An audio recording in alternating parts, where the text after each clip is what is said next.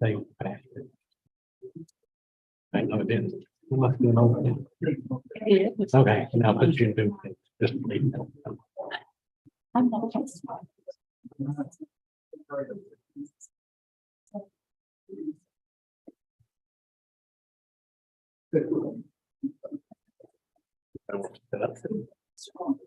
Don't log in.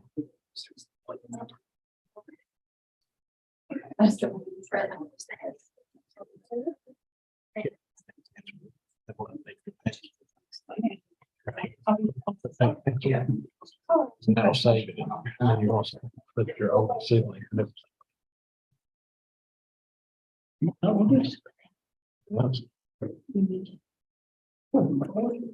Didn't know you got it.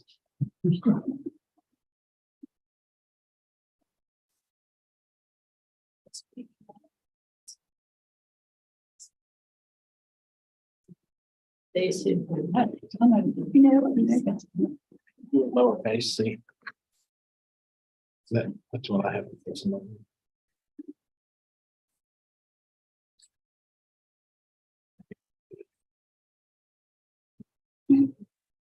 I got it today.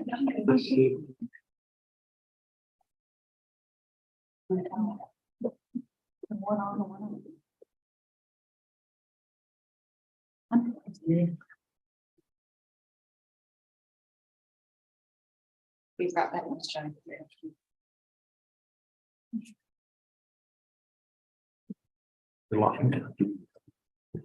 That's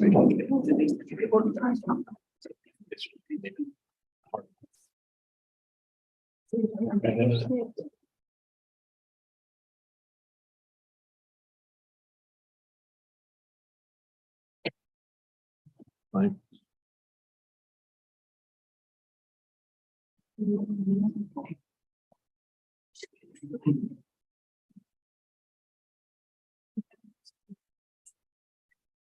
Yeah.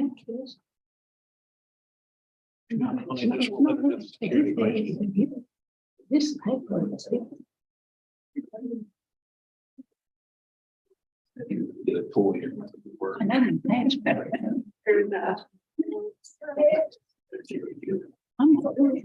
Oh, lock her out. Get older.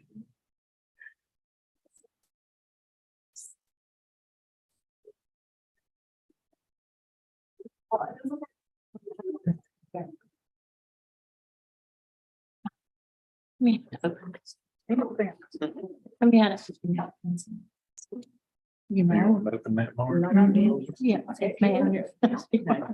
Well, it's now ready. Yes, you have to name it. And it's the mammal.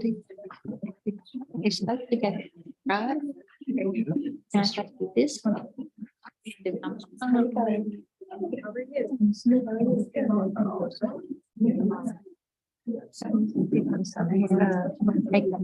There's more.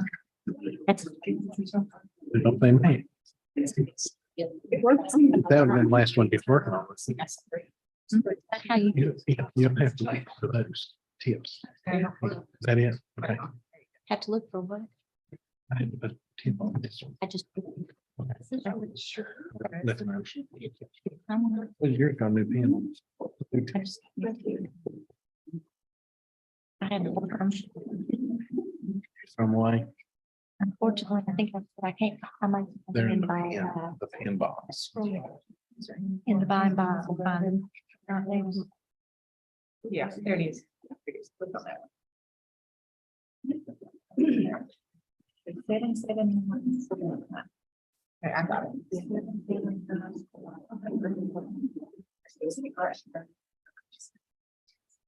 And talking 77.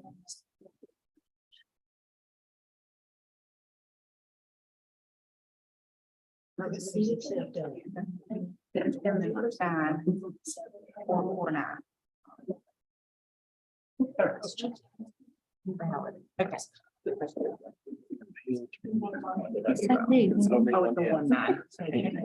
I can't take another one. Hey, guys. I have to take. Oh, I got. My grandkid. Oh. I don't I said it my eyes. But I took extra strength. Kind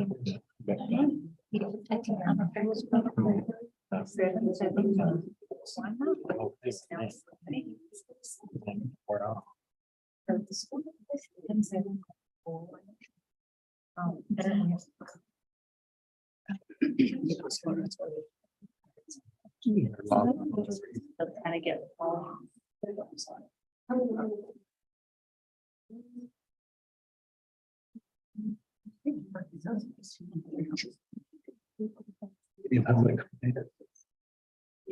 No, we doing the pledge. Better. No. You got it on time. No. It's all for kids who could on the observation. And the math and the one math. I don't know. It was just making the math. I'll get him up. And one of them right after. You know, it's. They don't have to stay up. Make it stay up. That front, okay. Well, they don't. What is? Sharp force fields?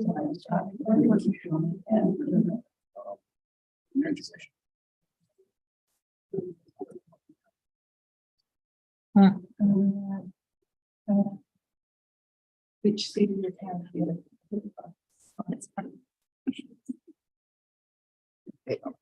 Like if we don't know anything, you can get them next. It's like we need to. It's got some in the agenda. She. I'm still. I'm sure. Should have been for internet safety. That was not Well, it'll use a closed session to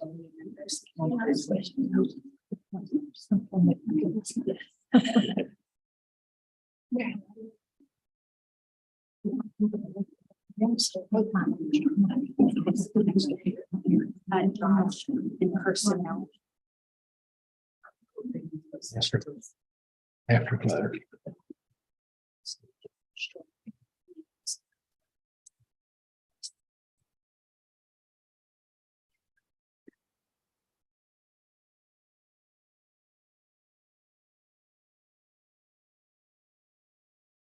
But internet problems are always fun to deal with on there. So I'm going to go ahead and call this meeting to order. This is the Ashe County Board of Education for March 6, 2023.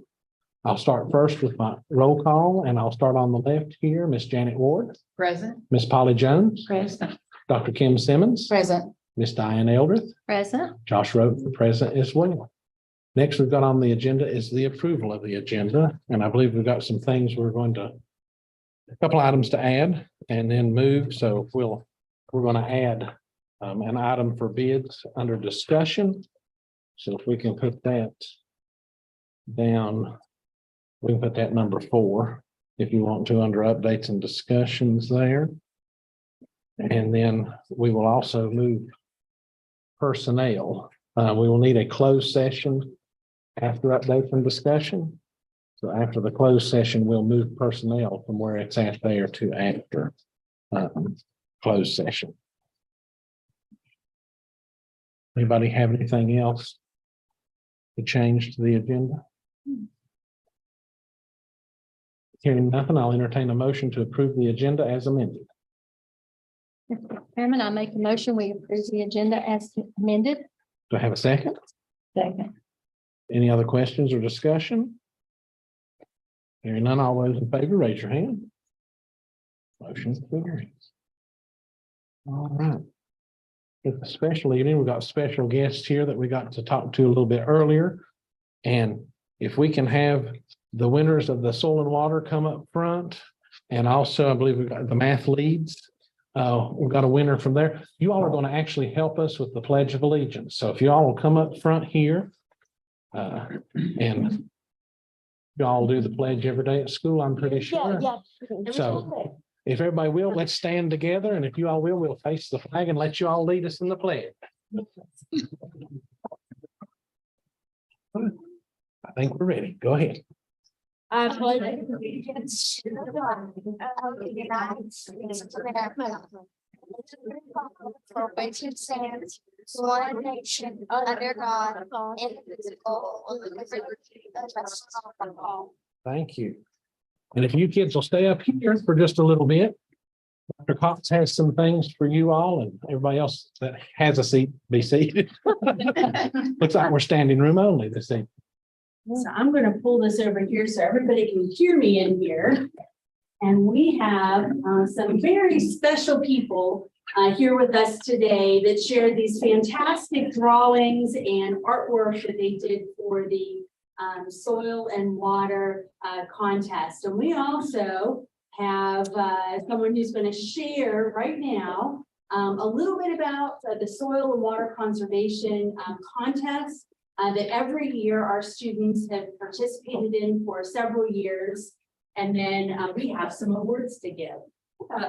Hey everybody, I see a lot of familiar faces. My name is Jessica Hodgson. I work for New River Soil and Water Conservation. I am a certified environmental educator, meaning I go from pre-K all the way to 12th grade to teach adults about soil and water conservation and what that means. But we have a very special contest that we do every year outside of just regular education outreach. And this is our poster and essay contest. Poster contest is for 3rd grade through 5th grade. And the essay contest, Aiden, he's not here this evening, is for 6th grade essay contest. These students have done a remarkable job. You don't know how hard it is to make it to this level. So we take one poster and one essay from each grade from each school. So we have 3 schools, so we have a chance for 1st, 2nd, and 3rd place winners from each grade. We had Blue Ridge and Mountain View participate this year, and I'm so thankful for the students and the teachers that go and put the effort into this. These students won 1st place in what we call the district competition here in the county. Oh, they competed against their whole grade at their school, and they won 1st place to come to our competition. Okay, our 1st place winners is Shanna Eggers. Can you raise your hand? Oh. Okay. We have the 1st grade and 1st place. Skylar Shaw, 3rd grade, 2nd place.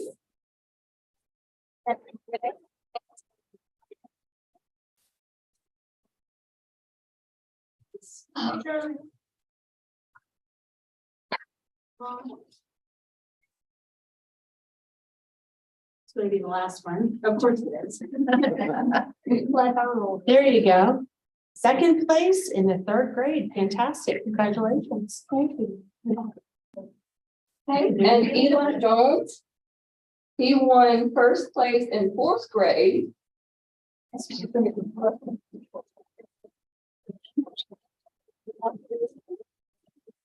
Well done.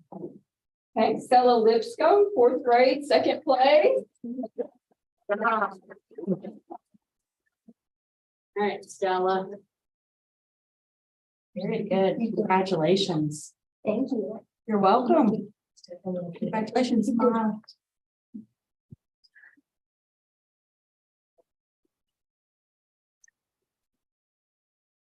Okay.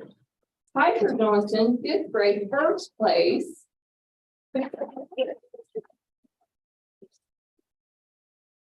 And while they're finding hers, this young lady needs special recognition. 2 years ago, in 2021, she was a 3rd grader and won 1st place in state at the poster contest. No pressure.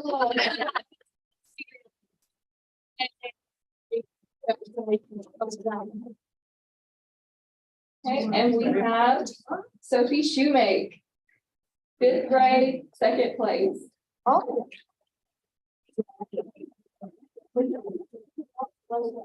You've won this before too, right? That's what I thought. Yes, Stella, Sophie, and Piper, there That's are what I repeats. thought. Yeah. Very good. Well done. Thank you. Parents and teachers and Board of Education members, I invite you to our awards night on March 23rd at 6 o'clock at the Agriculture Building. We are going to have an awards night for these students who will receive their monetary money. We're going to have a huge pizza party for them. We'll have cake and ice cream as well. So I invite each and every one of you to come, okay, and celebrate these students once again. I don't think I deserve the money. I just done this.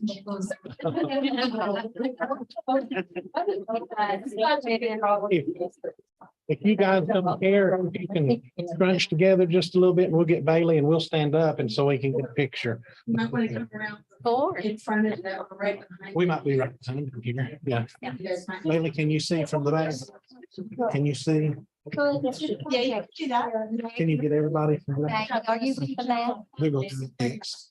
Okay, you want to, we'll get yours in just a minute. Okay. Here you go. Have you had? Yeah. Hang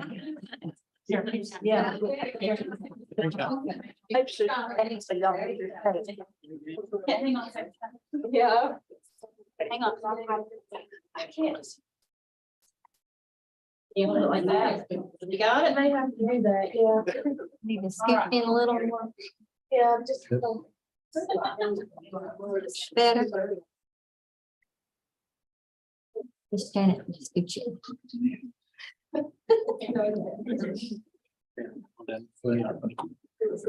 Yeah, there we There you go. go. That's good. Yeah.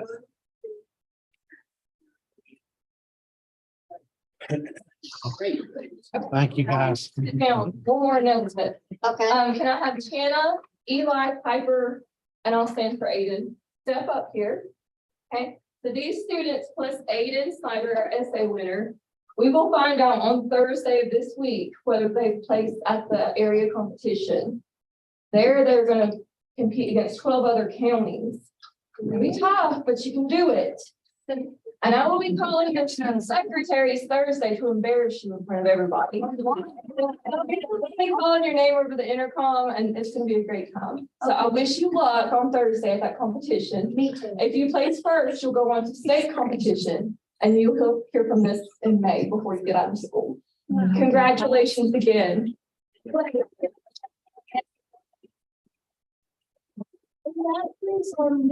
go against the winners in you ready to go? Yeah, you will. Yeah, I won't push you against fifth and third graders. Yeah.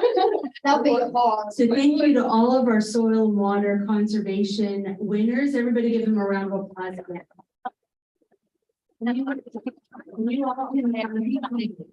Thank you. 6 o'clock. I'm Yeah, getting the This calendar. Thursday, when- Okay. No, the guy is.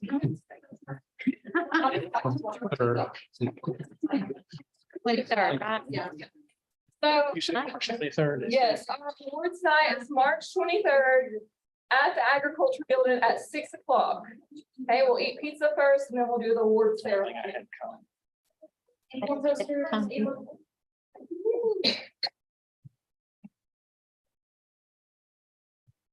So we also have another special recognition. We have students who placed who participated in the Math Counts competition at Appalachian State University. And with us tonight, we have Maggie Sexton. So Maggie, if you'd like to come on up here.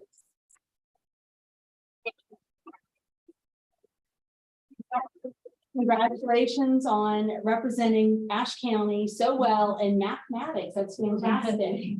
So congratulations. All right. Hold on just a minute Now, and we're going to stand behind you. That's easiest. Yeah. Yeah. Now let's scoot it.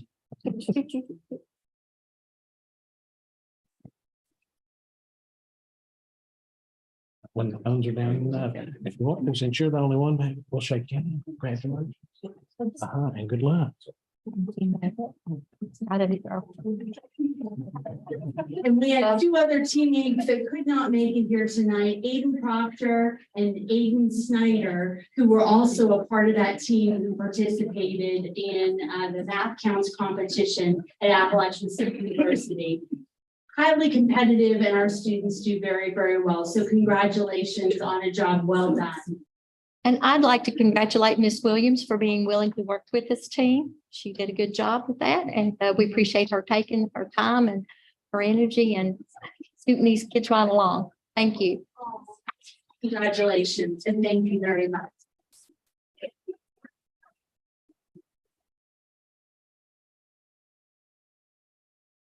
We also have another special recognition here tonight, which is another one of our fantastic teachers.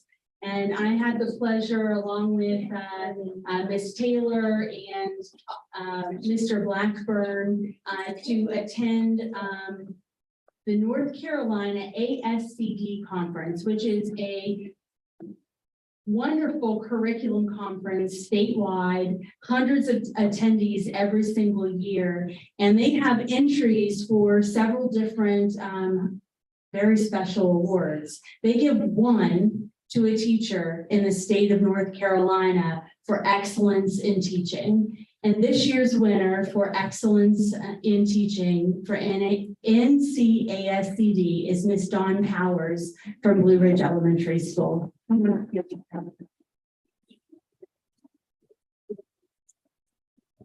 One of the things that makes this so special, Dawn, I think, was completely surprised and in tears. She had no idea. We made it a surprise for her. And this is so very well deserved. Congratulations, Dawn. We're proud of you.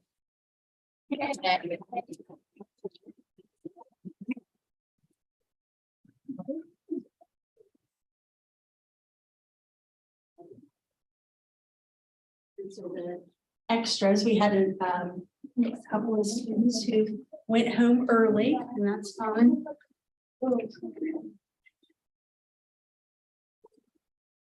So I also want to call to your attention, there are quite a few upcoming dates and announcements for March and a little bit into April. I try to condense it so that you would have the things that are upcoming. I had the privilege of attending last week the Willy Wonka play at Westwood Elementary School. The kids were fantastic, and oh my goodness, what energy they brought to the stage. Many of them their first time on stage, and I just thoroughly enjoyed the play. I hope you all were able to see that as well. We have 2 days of teacher work days coming up at the end of this week. Part of it will be used for a teacher work day and some for professional development, as we know that we've had some statewide professional development for elementary teachers this year, and our middle and high school teachers have been busy as well for that professional development. So we're excited for those 2 days, and we hope that our families enjoy 2 days off at the end of the week. We have an exciting career day coming up at our middle school. We're excited to be able to showcase lots of different careers to our middle grade students so that they can see what's here in Ashe County and out there in the region. And so that should be a really exciting time for them. And we have all kinds of design nights. And of course, as you all know, we're coming into prom season and ball season and other things for our high school students and others. And so this is a really special time of the year for our students. We also have on, well, we see lots of different awards for our teachers. One of them is the Math Recovery Scholarship. And math specialist Billy Little was awarded the U.S. Math Recovery Exploratory Tuition Assistance Award. And this is for professional development. So we're really excited. They received over 150 applications for the award, and they only had 40 slots to give. And so she was a recipient of this $1,000 scholarship to participate in professional development. Course, which is a virtual course, but very much something that she was excited to participate in. So we're excited for her to be able to do that. We also wanted to share some successes in our student athletes, and our men's varsity basketball team made it to the first round of the playoffs. The varsity women's made it to the third round of the playoffs, which was gosh, they had a fantastic season this year. And I think that who they got beat by are still, I think they're in the state championship. So they lost to a team that's playing in the state championship this week. Luke Sheets and Luke Osborne qualified for state and for the wrestling, and Matthew Peterson placed 5th at the state in wrestling. I think we had the wrestling team here the last time, and of course, with all their accolades, and they certainly did not disappoint. Emily Hartso, I think she's been a state champion before. She finished 2nd in the state for indoor track meet in the shot put this year. So she's having another fantastic season. And so we want to make sure that we congratulate them on all of their successes, both in the classroom and on the court or on the field. March 5th through 11th. So it is currently National School Social Worker Week. And we are very proud of our social workers. We have 2 social workers in our district. We love them both, and we know that they bring a lot to our schools and the families that we serve. 2 other awards, and we have one of the principals sitting here. NASCD Lighthouse School Award. There was I said they gave 5 awards in the state. Ashe County Schools came away with 2 of them. One was the Teacher of Excellence Award to Miss Dawn Powers. The other one was the Lighthouse School Award, and that went to Mountain View Elementary School, and such a well-deserved award. They were nominated based on their continual excellence, not just in test scores, but how they represent children, the STEM activities that they're doing, and their overall success. And we're just really proud of Mountain View Elementary School. Congratulations, Mr. Blackburn, to you and your school.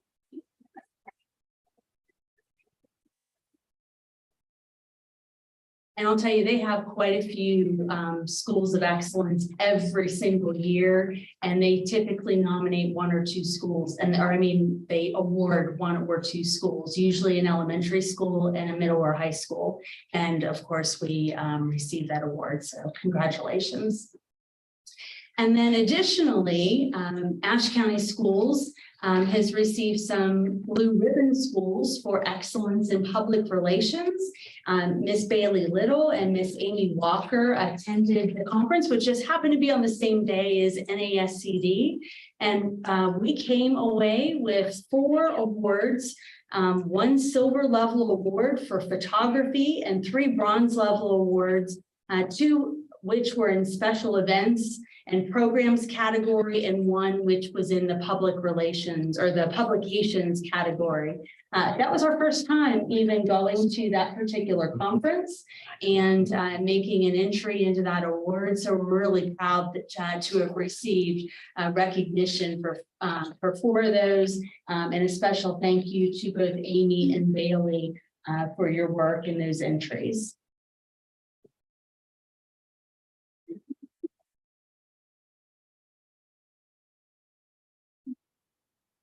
All And right, that's a good. lot of success. It is. It is. Great. We had so many successes, I couldn't keep up on the agenda.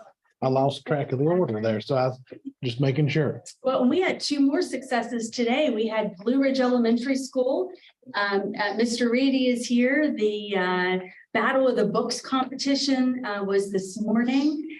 Miss Diane Eldrith attended to cheer on the kids. I think that's one of her favorite events. Always. And Blue Ridge Elementary School won the elementary Battle of the Books, and Mountain View Elementary School, 6th grade, won the middle school Battle of the Books. And those students read 15 books apiece and answered lots and lots of questions. And it was a tight race, but congratulations to both schools. The middle school will compete again at the end of this month regionally, correct, Amy?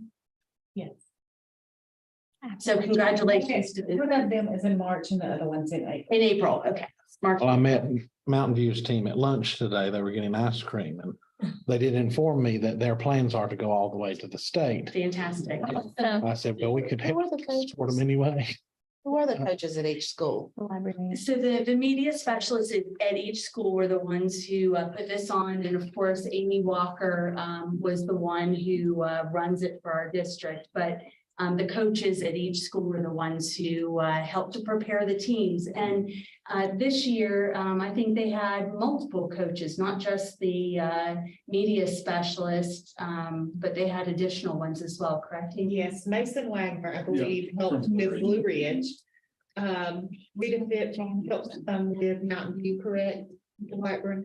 And I don't believe Kelly Hallman at the middle school had Anna Thompson retired, and that was her assistant coach. And who am I leaving out? Westwood. West- I don't believe Mandy had an assistant. I coach. know Mandy and I did it on our own. I think. Yeah. The kids did a great job.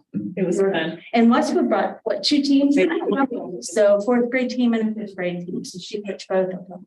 I was so proud of Mason for helping coach. That is not typically in his job description, but he did a wonderful job and you could tell he was a great addition to that team. And such a big cheerleader over there behind me. I was watching and he's encouraging those kids. So hats off to Mason for stepping up. Well, when we were taking pictures at the end, they were like, come on up, come on up. They were so excited to have him be a part of the pictures as well, just making sure. Well, we'll keep going through. We've got next on the action items, starting with those approval of the minutes. And that'll be the February 6th regular session minutes. And closed session minutes, and then the February 21st special session and the closed meeting minutes for it as well. So I entertain a motion to approve the minutes. Mr. Chairman, I make a motion, we approve all but the closed meeting minutes. I'd like to look at those again before we approve those. Okay. Do I have a second to Ms. Eldridge's motion? Second.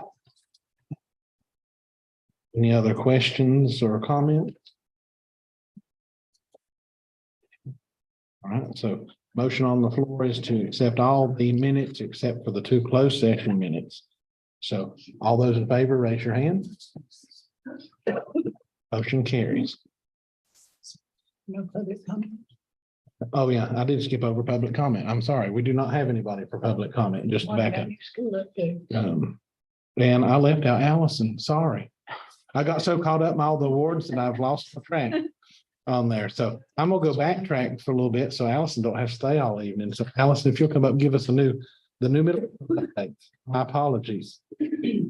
Thank you, Ms. Jones, for keeping me on track.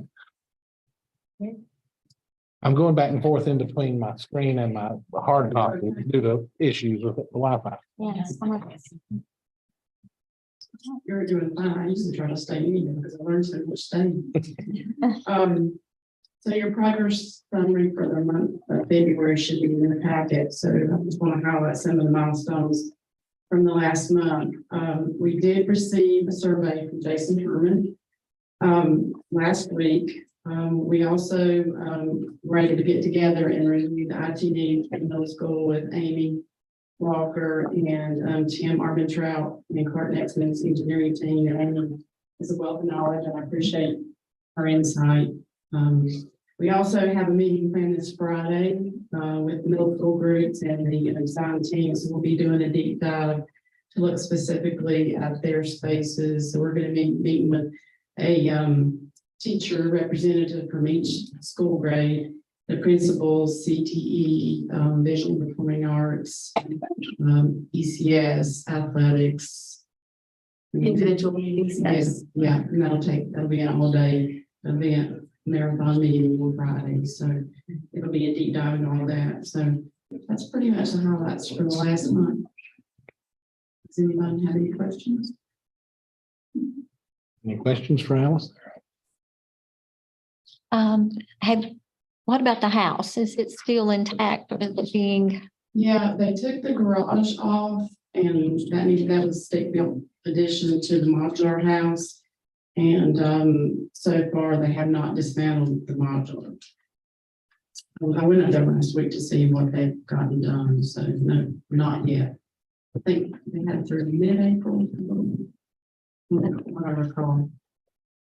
So It was the end of this month. end of this month. I'll get back to you, but not yet. Any other questions? Thank you so much. Sorry for the mix up there. Now I'm going to catch back up where I got off track there. Uh-huh. So we have moved personnel to the end of the meeting. So we'll go on to the next item on the action items is the approval of the 2023 summer program plan. I see some. Mr. Earl's coming up. Before I forget this bit, Additional. if everything is well. Okay. The signatures are hard to get sometimes, so we'll do that. But so this March, and March means it's time to take a look ahead at summer program planning and get that approval. And basically, summer program planning is where we come and we ask for the max. Doesn't mean we have to do everything that's listed here on this application, but if you don't ask, you won't get it. So we ask for it, but with the principal's input and at our last principal directors meeting, we went over this in detail, and you can see there, the one piece of, the one piece that is not covered by this is read to achieve. And that is a totally different piece of, our summer plan that has, this is in addition to the read to achieve. Read to achieve falls under, it's not legislative mandates, but this is us asking your permission to come in and do remediation. You see the dates listed there, starting the instructional dates beginning with June 12, and then ending up there on June 29. That gives us 10 days of instruction for the elementary, middle, and high schools, 6 hours per day, 60 instructional hours. And at the high school, it's a little bit different because we'll be working on credit recovery there. And that credit recovery is built on an individual per student basis. So one student may need 20 hours of instruction of remediation to get that credit, and another student may need more as well. So that's why we don't have something listed out there. We have 2 days built in for testing, and those are June 28 and 29, and we utilize 2 days in case we have a multiple session or students sick that day, and we have a makeup day with that. Of course, all of our EOG testing protocol will be followed, and anything that we retest will be in accordance to those protocols. Mr. Earl, is that it says 6 hours per day, and then under it says 60 instructional days. That you mean hours there, right? So, yes, 60 instructional hours. Yes, 60 instructional days. That'd be fine. That's what I thought. Apologize for that. Unless Ms. Taylor changed something on you. You didn't change something, did you? I'm just kidding. That's my I'm fault. thinking we're going to have to change the calendar. Please don't do that. No, 60 instructional hours. So, Mr. Rep, I'll make an amendment on that. Okay, very good. Do we have any other questions on the summer program plan? Earl, what's the 26th and the 29th? That 29th seems to be out there a little bit. Is that a makeup? Is that the makeup day? So it's the instructional days on that, 26 and 29. So you got June 12th to the 15th, 19th to the 22nd, Just look at my calendar. and then 26 and 29. Now 29 is a Saturday. No, I'm in July. Wait, I'm in July. Back me up. I'm in July, sorry. 26. 26, it Is should be a through Monday. the 29th. Should be a dash. Yeah. Should be a dash instead of and. It's through the 29th. And that is exactly, should be a dash. Should be a dash instead of and. Okay. I have another question, Earl. This is for my own information. The acronym that's there, the RT, what? A criteria, Read to achieve. read to it. Okay. That's what I was addressing. I tried to look that up and I could not find it. Got an acronym y'all didn't know. Yes, So looks funny. I'm going, what? It's 10 days, but I count. I think it's the little T. Read something, I counted 12 as testing days. And I counted. 2 of those, I break those down, 10 instructional and 2 testing on that. in it too as well. I mean, it's total of 12 days. And we've chosen 12 because that matches the 12 read to achieve. So your question, Ms. Eldred, was the read to achieve. This falls under the read to achieve criteria. So our third graders will not be retesting. And that's part of the legislation. Those students not meeting their benchmarks or good cause exemptions, they will come back and they will follow through with their read to achieve camp, which is separate than the EOG camps there. And we don't have to have approval of that. That's part of the third grade read to achieve legislation. Okay. You've done that well. Did I miss anything with it? I'm assuming we'll have a more detailed list of what kinds of things will be offered for summer school later. You know, like, or is it going to be very similar to last year? So with this part is, and Ms. Taylor, if you want to chime in on that, because we've been working together on it. This part that I'm asking permission for is the instructional part. Right. And we're going Correct. to blend that in with some other enrichment fun activities as well too for that 6-hour day. So will there be other children involved, or will they have to sign up to begin with? This part is optional for children. How will that blend together? Ms. Taylor and I were working on that today. Do you want to go ahead and speak on that now? Yeah, well, We can list later if you're not ready. That's fine. well, we have a document, we've had a plan since the end of January, but we would like to refine it just a little bit better before we update your information. A lot like last year, we do have summer bridge, summer career accelerator, credit recovery, traditional RTA that's legislated, and then also for every grade, plus we have the Duke endowment that we're partnering with. We have a lot going on, and it's all in the month of June. So you'll get that next month after we meet with some people who are going to help with that, and we can give you more details. Well, I know it's early, so thank you for that. It's not as early as we would like it to be. Lots to be done. So essentially, this program plan is seeking permission from the Board of Education to hold remediation and retest in the areas indicated in grades 3, 4, 5, 6, 7, 8 math, 4, 5, 6, 7, 8 ELA. If the need, that's something we've gone back and forth on. If there's a need for that, but the primary focus will be mathematics and science. Any other questions? I'll entertain a motion to approve the summer program plan. I move that we approve with amendments. Okay. Do I have a second to that? motion? Second. Any other questions or comments? All those in favor, raise your hand. All right, motion carries. Thank you. Yeah. So next we've got the purchase of an EC vehicle.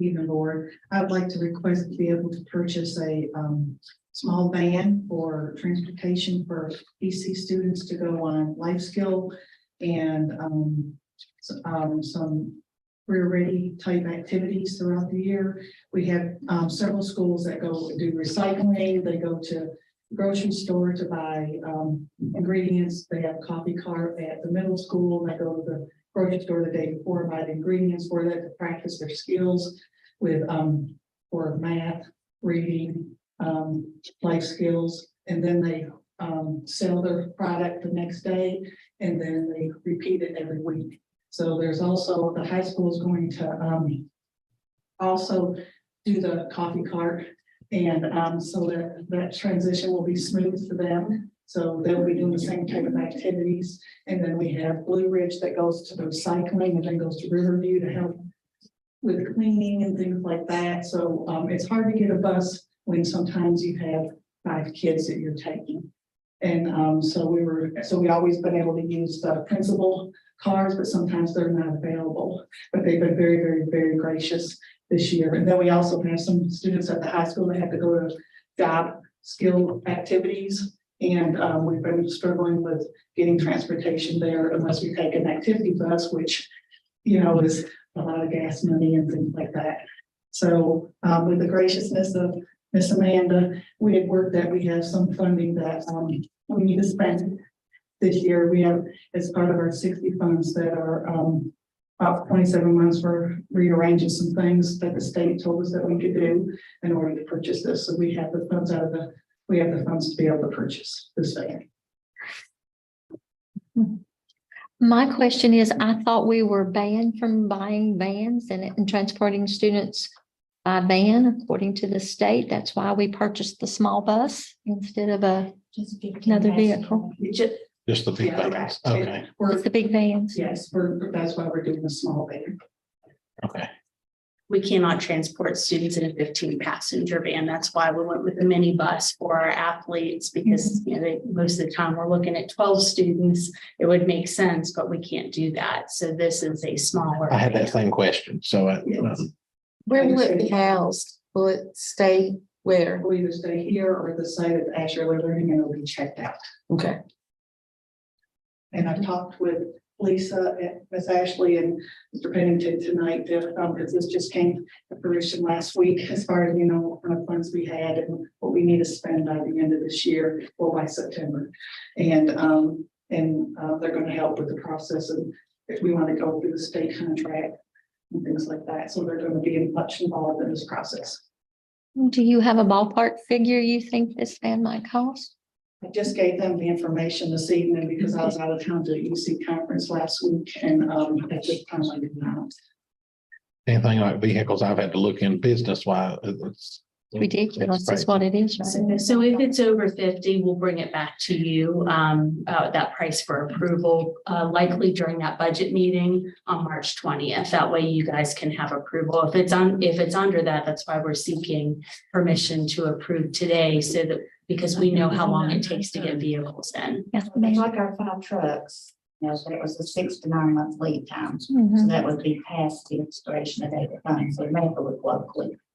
See if anybody's got a van on a lot that serve their need. We do have a couple of new dealers in the county, big dealers. So, Once they do stay late, so that would be very helpful. So it's actually going to help with that.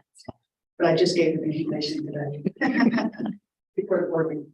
We just wanted to make sure that we brought it before you in case it wasn't if it's over that, we just want to be able to do that and pursue it. If you had anything against it at this point in time, then we would know and wouldn't spend the time looking at those sources if it's over 50. We didn't need bells and whistles. We just No. like to repair and Something stay first. definitely safety first. Amanda, I assume, and I don't like to use that word, but I'm thinking that probably this is included in all the insurance and all those policies, and we'll cover it just like we did any other vehicle. Any other questions? I'll entertain a motion to approve the purchase of an EC vehicle. I'll make the motion that we allow the purchase of the new EC vehicle. Do I have a second? I'll second. Any other questions or comments? All those in favor, raise your hand. Motion carries. Thank you. Good hunting. It's gonna be very, very important. We've got a field trip for the high school band.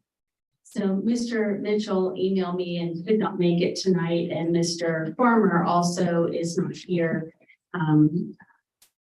Anyway, so I'm going to try to take this on as best as I can for him. Mr. Mitchell came to me with a couple of field trip opportunities for our band students to perform in next spring. And so after a couple of opportunities back and forth, I think that he has decided on a place that the band may have gone before, which is Dollywood in the past, but this would be for the spring of 2024. It would be 2 days out of school. He's listed the fundraisers in here that he'd like to be able to do. These are the estimated costs from the festival admission and the meal plan for Dollywood. They would be performing at Dollywood, the charter bus, hotel, and of course, total of approximately $400 per student. And so in effort to ensure that all students are able to participate in some fundraisers in advance to be able to get there, he's seeking approval tonight so that they can begin those fundraising efforts. They would miss 2 days the tentative itinerary would be 2 days, April 19th. That would be a morning departure, arrive in Dollywood. Midday, they would attend the Titanic Museum and have a dinner that evening. Their performance would be on the 20th. And of course, then they would be able to enjoy Dollywood after their performance in the park. And then, of course, late evening, leave Dollywood Park and arrive back sometime in the morning hours to Ashe County High School. Just one night, correct, just one night. It seems very expensive for one night. I was just looking charter bus, $155 a student. Correct, the charter bus is a huge That's the biggest cost. expense because they do have a small band.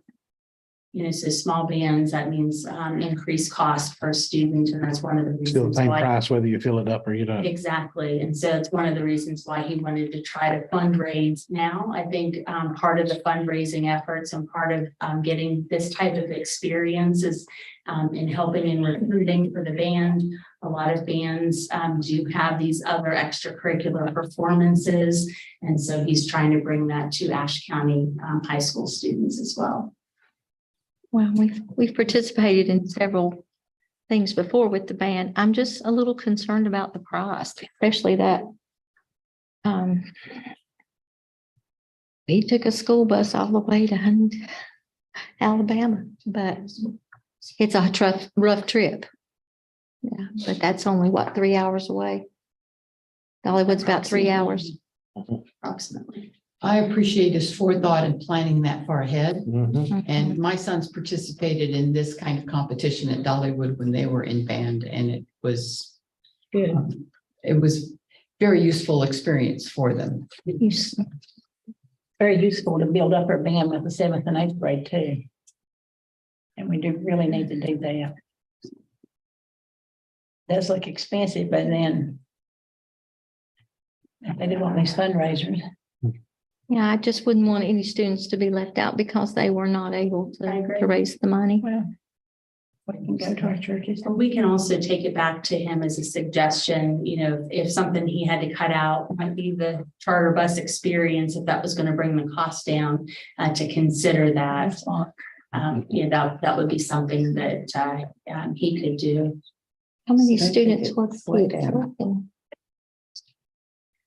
I don't know the answer to that. I think it would be every student that is in the band. And so next fall, it'll depend on how many Move up. students move up into the band, which they're increasing in number. Well, with this kind of advanced lead and timing, it looks like he's got plenty of fundraisers and plenty of warning for us to know if there has to be some negotiation on the cost. Have scholarships of some kind for students that can afford.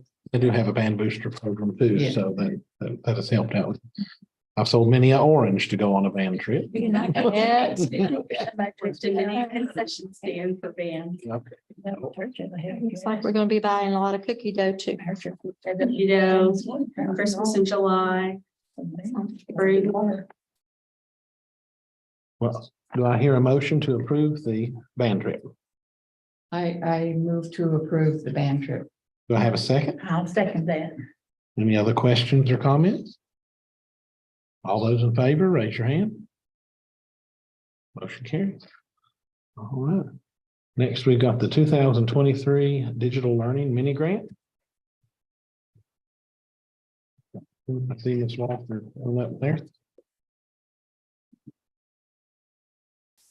Some of our staff has working on a digital learning grant. It's a continuation of a grant that we applied for last year.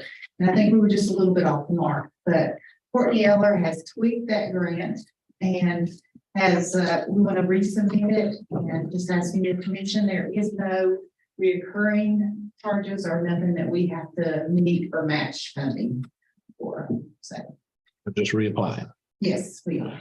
And these are to really bring some STEM and innovation labs to every elementary school so that we have equitable resources across the district in the elementary schools. It would enrich technology. There's a big push in the state for coding. This would enable our capabilities at, from kindergarten through 6th grade in coding, robotics, and looking at that engineering design process, bringing it to the classrooms. The grant request is for 50,000. The additional 10,000 I can cover from my budget. Do I hear a motion to apply for the mini grant? I'll make the motion that we apply for the mini grant. I'll second that. All right. Any other questions or comments? All those in favor, if you will, raise your hand. Motion carries. All right. Next, we've got some updates and discussion for the board. Next, we've got the It's review. actually the instructional school calendar. That didn't show up on mine. It's not on mine either, but it's. Okay. All right, sorry. I'm bouncing back and forth between paper and digital. It's not on my digital. Yeah, Calendar. yeah, so Earl, come back up. Yeah. I'm gonna have to refresh. We had some technology issues with assembly earlier today and Friday as well, so it's a surprise to me if it's. Okay. Mr. Pennington, tell us about the calendar. Okay, let's go with this. So this is, I'm here on behalf of the district committee.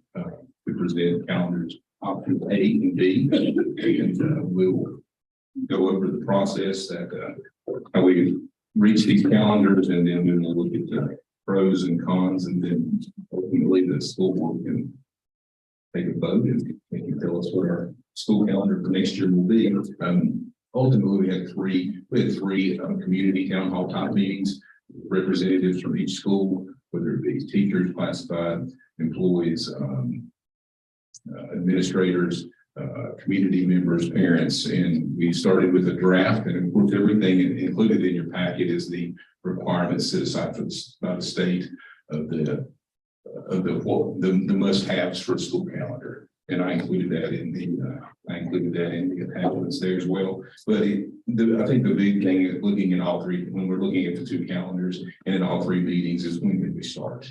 That legislative piece, as Dr. Cox has said several times, that kind of has our hands tied. And it says, I think it's quoted in there saying Monday closest August 19th.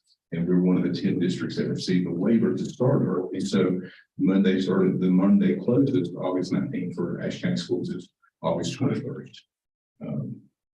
And so there's lots of conversations around that. So we sent out a draft, we came back with feedback, we developed 2 more drafts, took some more feedback, finalized copies A and B, and sent that out for a community at large vote. And I was kind of surprised with 440 votes come back on that, and you had the result of those. It was a 65-35 split between calendars A and calendars B, with calendar A having the 65% from the community.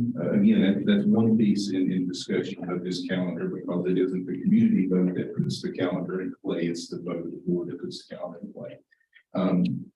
What's the difference in the two calendars? Calendar B has 2 more instructional days. That gives us 13 more instructional hours for students. From the get-go, when we started talking about this, we wanted to make this an instructional calendar, because that's the whole purpose is the start of school, the end of school, staying within the 215-day teacher contract, staying within the 200 classified employee contracts, and trying to maximize those hours.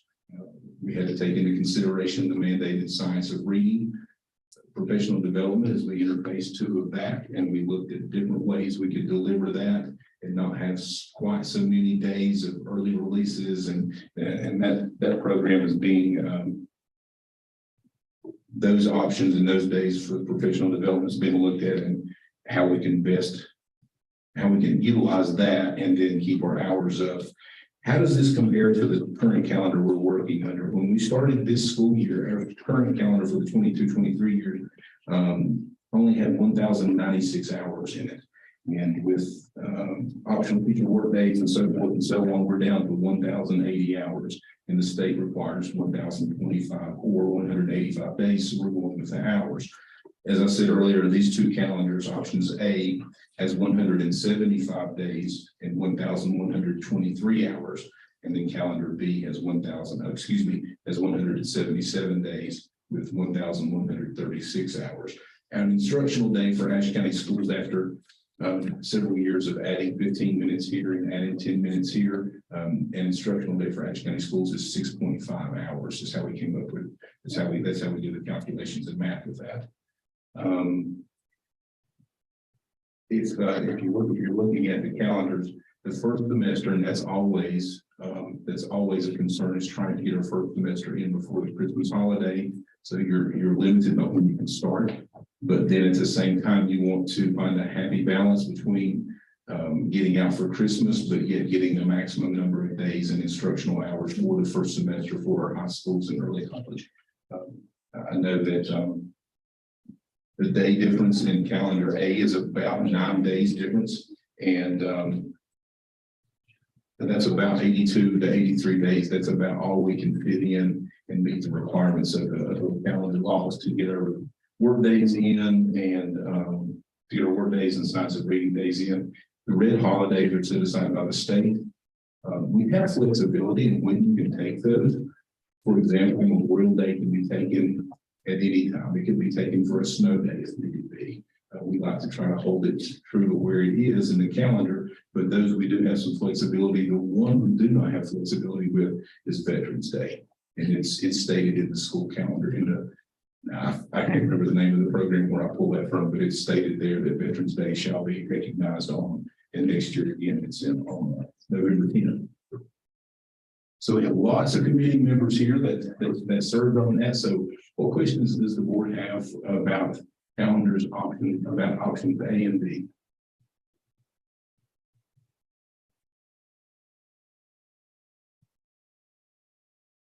Well, I know for the calendar for this year, I had some parents concerned because it was hard to find daycare as many days as we had together. For instance, like this week, we've got 2 days together. They found it more difficult to find childcare for 2 days rather than one. So for both calendars next year that we're proposing, one is an early release day, which gives us some more instructional time for our students, and maybe that will help with that. Is it's instead of 2 full days, instead of a required day, piggyback to a science and reading day, it's an early release for students, and then a teacher work day. Then the next day is the science and reading days. I've been retired for a while, so I've lost track of how do optional work days balance out with potentially earned annual leave days for those who have more experience longer. Because I noticed it was 5 days in one calendar and 7 in the other. 7 in the other. Is there enough for them to take their annual leave if they should choose to do so? So, and I'll let everyone does this a whole lot better than I think. I'll try to watch it up. Teachers in Ashe County can earn 5 optional teacher work days over the summer. That can be applied to the next school year. As far as the calendar goes, they earn 1 annual leave per year, and those are indicated in the green. And so they earn 10, and there's 10 in the calendar as well. That's for newer teachers. Right, but what about those that have been here 20 or 30 years that have maxed out on how many they can take? Yeah, so they can earn the 5 comp days. It's 3 PD days in the summertime and then 2 in the classroom. And they can accrue it that way. And then anything outside of 5 days, they can use their annual leave. So how are we doing that when we're having snow days on remotely? How can they do their comp time? Because if we're doing snow days, they have to be on the clock, correct? Well, if we do remote days during the snow days, yes, but those also are student days. And so they cannot take that time during remote days. When we do an optional work day on those days, as we have, I think, twice this year, those they can take. If it's an optional work day, that means students are not in a learning environment. So therefore, they can take it on those days. So two of our snow days this year were actually optional teacher work days. So they could work or they could use their time to have off. And then they, of course, have the choice on those optional teacher work days throughout the school year as well. So some of them are before school, and some of them are those days at the end of school. They just can't take them on a student day. It's all the other days. I was just wondering. So I'm amazed because I was on the calendar committee, girl. I'm amazed at the feedback that we received from this survey when we had representation out in every area to come back to the committee, because there's some patterns recognized here in some of the feedback. So that's a little shocking, I guess. I was reading it this afternoon and I could see the same trend I think you're referring to in that. One being, and maybe this is a discussion we really need to have, is I see that the half-day early dismissal day doesn't seem to be productive. That keeps popping up, and I've heard that before too, but I tend to disagree. It's just kind of like we're eating another day. Part of me wants to say that optional day, that early release day is what it gets back to the feel of the school and the expectation of the school. Yeah. If it's expected to be an instructional day and purposeful. Yeah. I can see it being a positive thing. Sure. You know, the day before kids get out from Christmas, that's a tough day. That's December 21st, 22nd. Yeah. That's a tough day. In my opinion, if it's a day, October 21 or whatever it is, reflected on the two calendars, and it's expected to be an instructional day, then that's what it would be. But yes, I would agree. The last day of school and the day, I always think of Frosty the Snowman when they release all 6 kids out of the classroom to go play. Yeah, you know, that day's pretty tough. It's usually cocoa and fun activities, as I think it should be, releasing for a major holiday like that. We were just trying to utilize those days instead of taking three more hours away from instruction to look at those, and that's 10 hours we could possibly save of instructional time to add to the cumulative number of instructional hours for the school year. In addition to that, when we are off completely, our cafeteria workers and bus drivers do not get paid.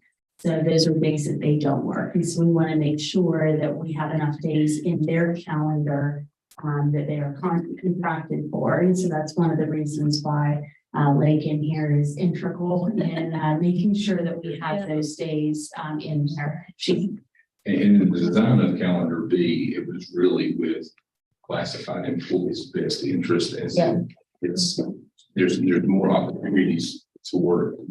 For example, in the cafeteria, if we're not serving food, we're not earning revenue, we're not earning, taking that income in. So that's a negative balance we have to cover somewhere.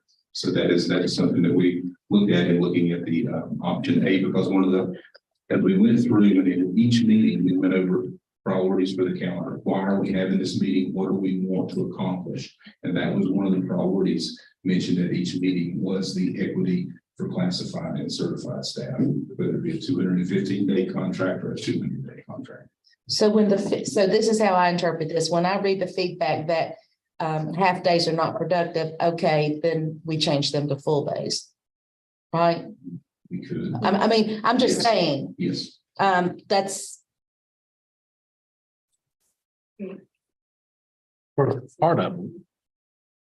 But then your full days leave another extra day I out. think the feedback would be reflective. Driver. I think the feedback would be reflective of the days indicated in which are early release teacher work days. yeah. I don't know. I would have liked to have had these comments earlier, I think, to look over what all that translates to, because I'm seeing a lot of stuff. One that I had a question for, we have, according to what you said, Earl, 1,080 is what the state requires. 1,025. We're well over those hours and have been for several years. So one of the questions here was, why we were over so many hours, student hours, that we did not have to do to give teachers more time for work days and optional days.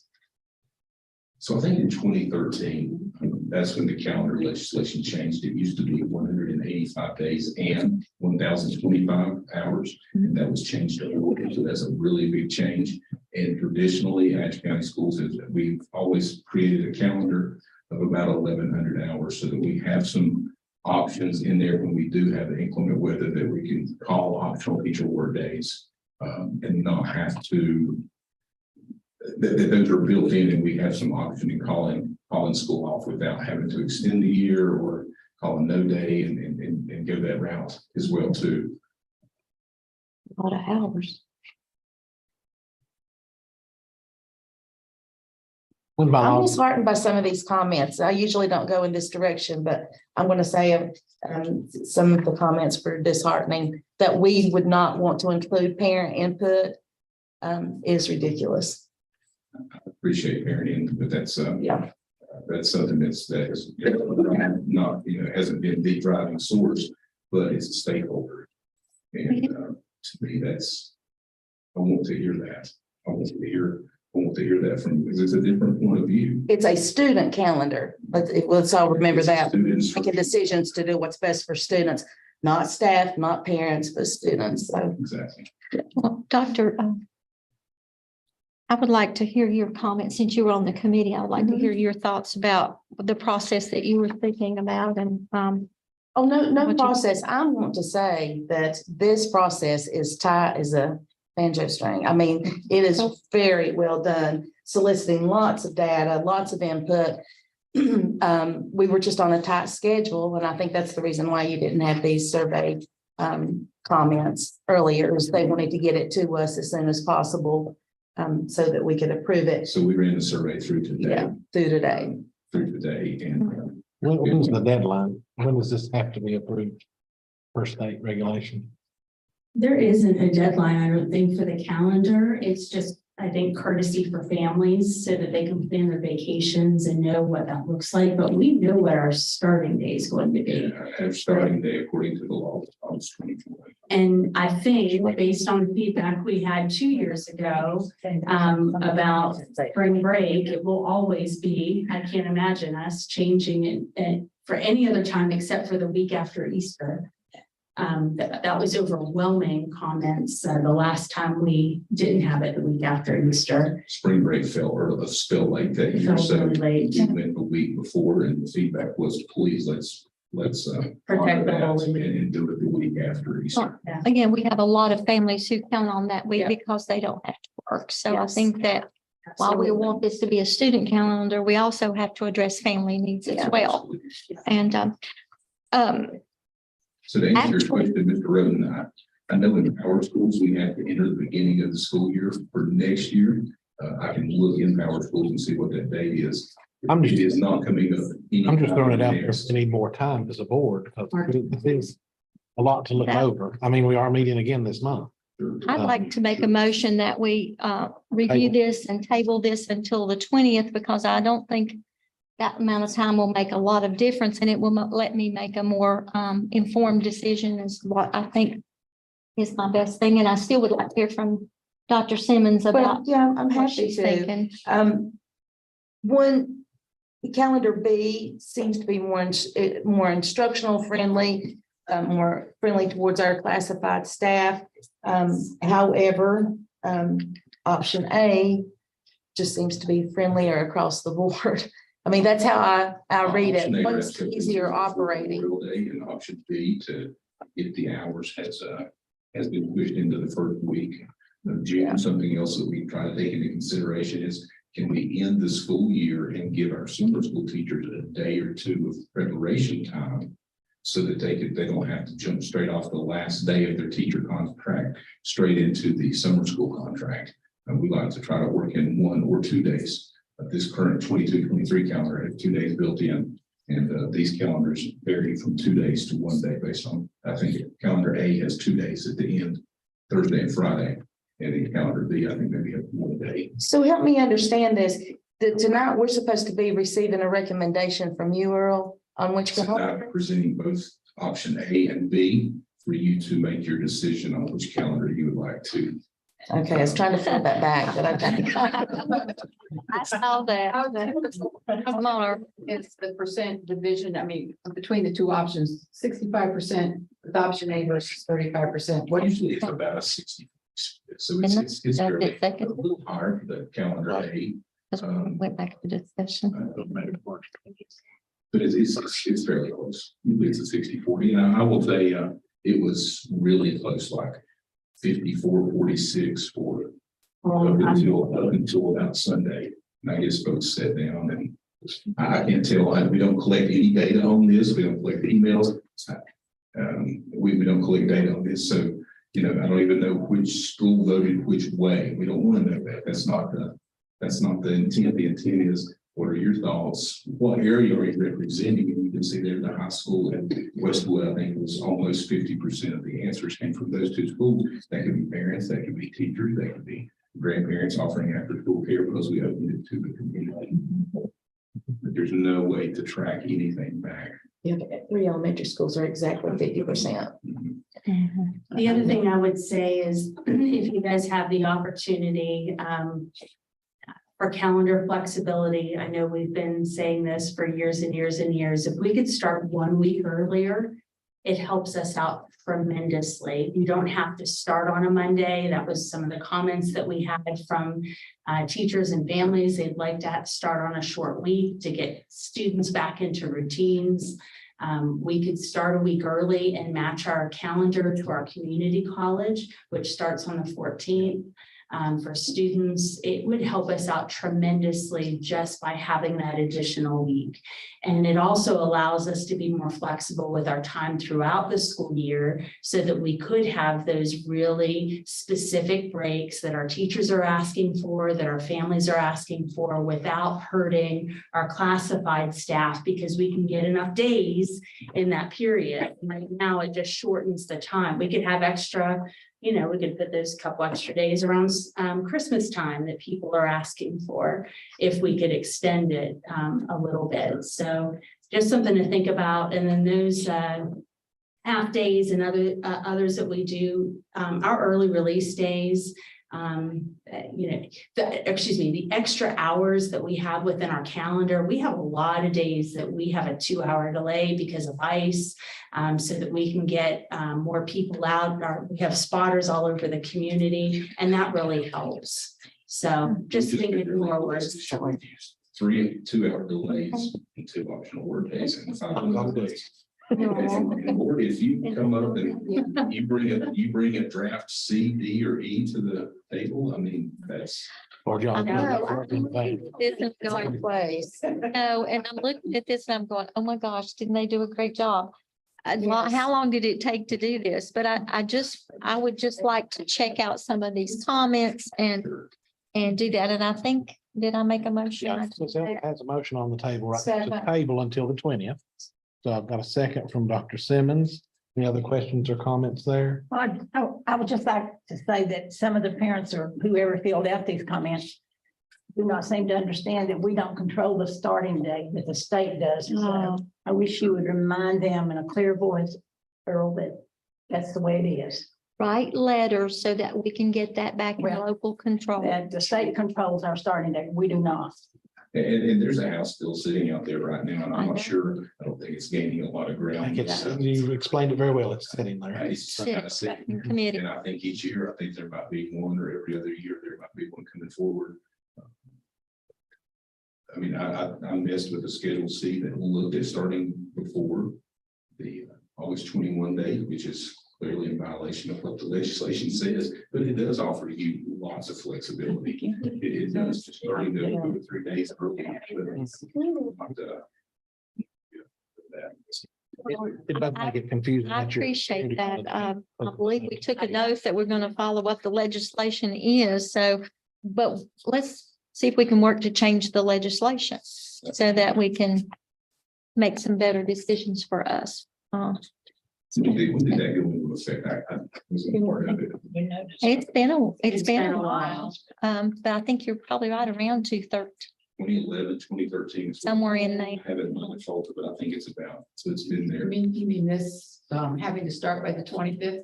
That goes back to 2007 or 8. Yeah, it's been a while back. Yeah. It's been a while.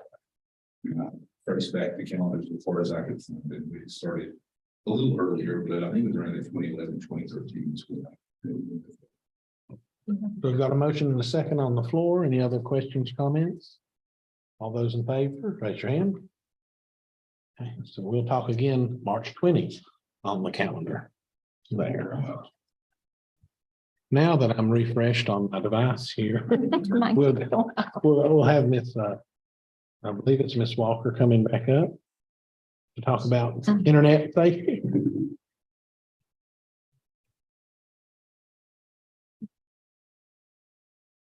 Okay, so we talked a little bit about E-rate in the past couple of meetings, and this is one more thing we're doing. It's just a proactive step.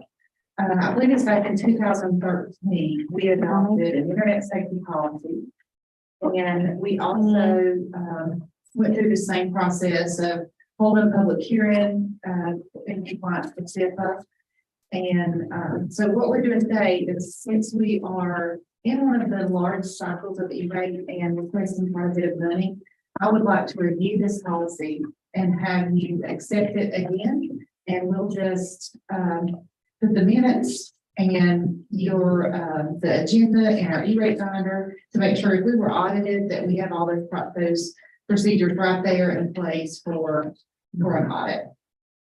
A lot of times when you have a big E-rate funding year, it will target, or it will kind of put you at risk for an audit. And we are in a large funding year for E-rates. We just want to make sure everything will be proactive. So you're saying that we're not going to change anything, right? Just to review the policy. We'll review the policy, and if it's acceptable, then we will go ahead and accept it as it stands, and we'll have that in the minutes. And we'll be good in case we do receive an audit. Right now, it'll stay until next It'll month, stay for next. and then we'll vote on it next month. Right. So, Well, I have Amy up here. Amy, I understand that we've had some breaches in our firewalls, in our I'm trying to think of the right word. That keeps some of our students have figured out ways around our safety precautions that pertain to this policy. So every, as hard as you try to create programs that filter out any site, there is someone out there creating proxies that allow those sites to be. I hear TikTok is a real good source. Yeah, it's that, YouTube, Instagram, any of your social media sites, they just, they go and they search for them and they find them. And so we shut them down just as soon as we hear about them. And we're very fortunate. Ms. Elbert, it doesn't happen a lot. We did have an incident last week at one of our elementary schools. And but we do shut them down just as soon as we hear about them, and have been, continue to tighten down. And there is a fine line between too tight, the kids can't get anywhere. And then but we try to make it as secure as we can. I think our folks would agree that we're pretty tight on our program. Do we have anything in place that allows the teachers to see what's going on? I taught 7th grade forever. As soon as I turned my back, some 7th grader would have that site back up in probably 30 seconds or less. If we were very aware, do we have anything in place that would assist those teachers in We monitoring? currently do not have a monitoring software that's real time. We have looked at some different pieces of software. I think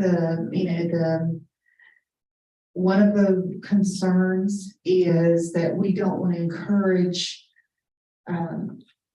instruction to, for you to have to be in front of your device to see what's going on. I think maybe circulating through is the best avenue.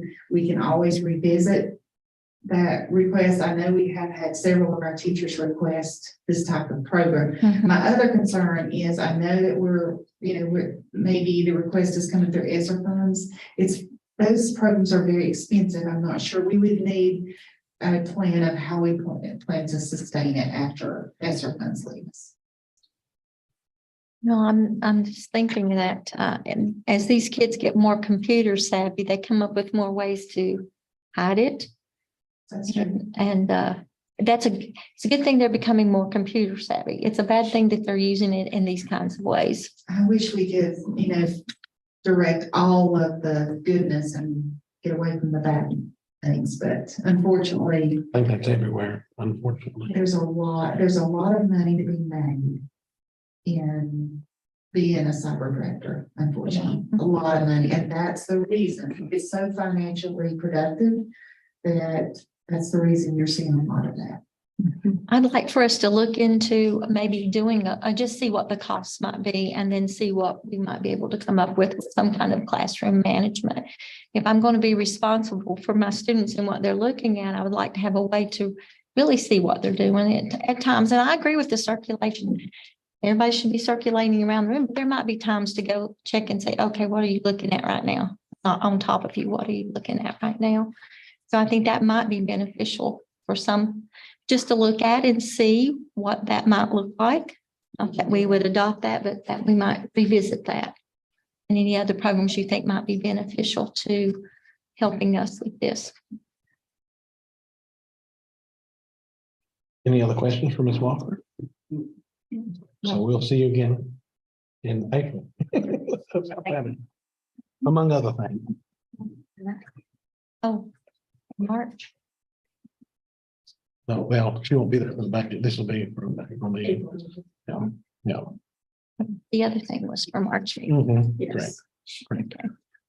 Next, we've got on there a policy to look at and review, but policy 300, naming facilities.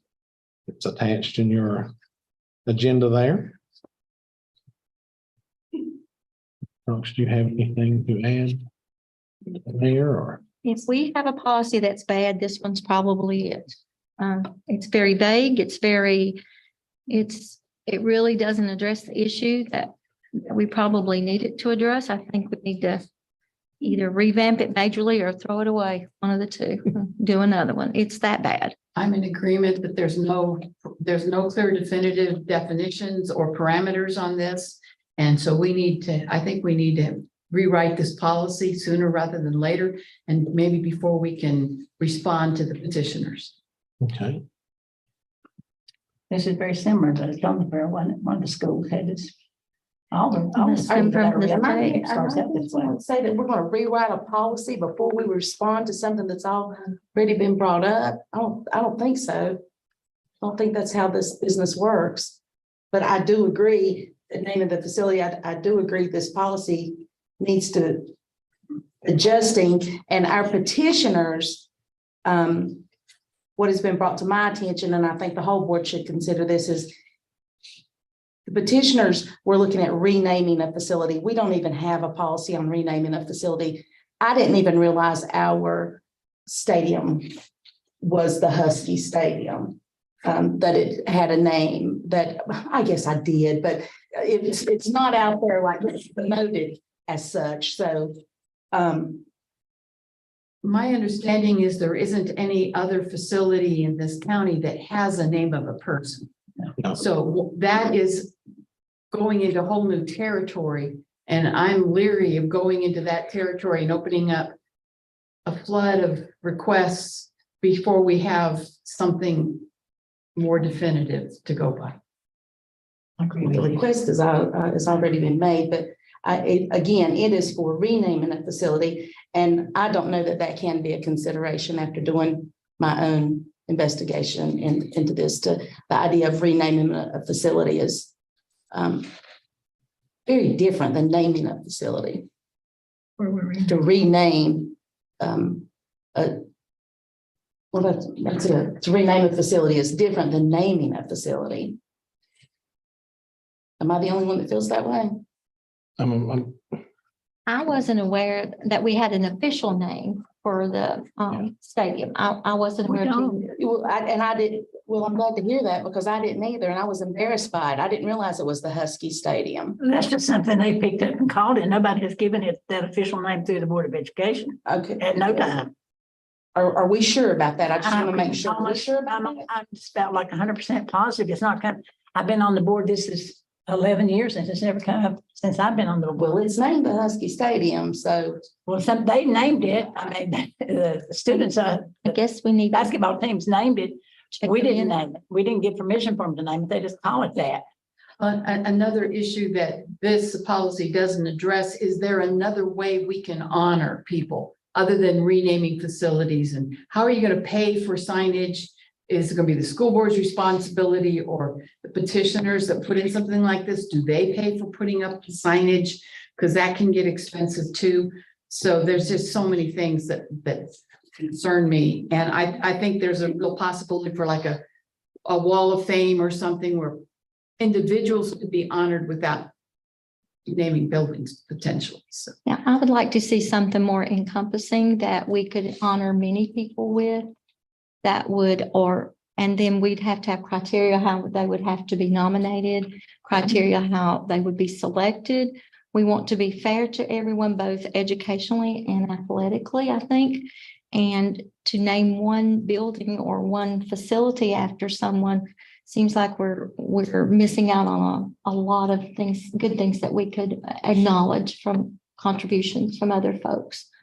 I was hoping maybe we could get some input from the high school, but I don't see any high school folks here. Out sick.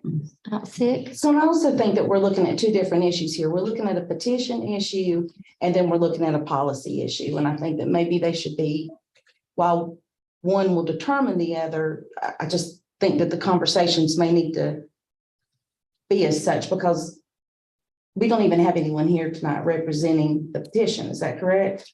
Nobody filed for public comment. Okay, so I don't see that being on the table without someone here. Well, I think having this facility policy out here, first of all, it is the generic policy provided, and it was written in 2014 or last updated in 2014. And I think I put an email to you all with quite a few sample policies, which are all over the place. Some actually close down naming of facilities, and some of them open it wide open and have a whole list of procedures that the school board and community and perhaps district entertain in order to engage in that conversation. And I think that, having those parameters would be very helpful. Whether or not you rename or name a facility, I did not know if there was an official name either.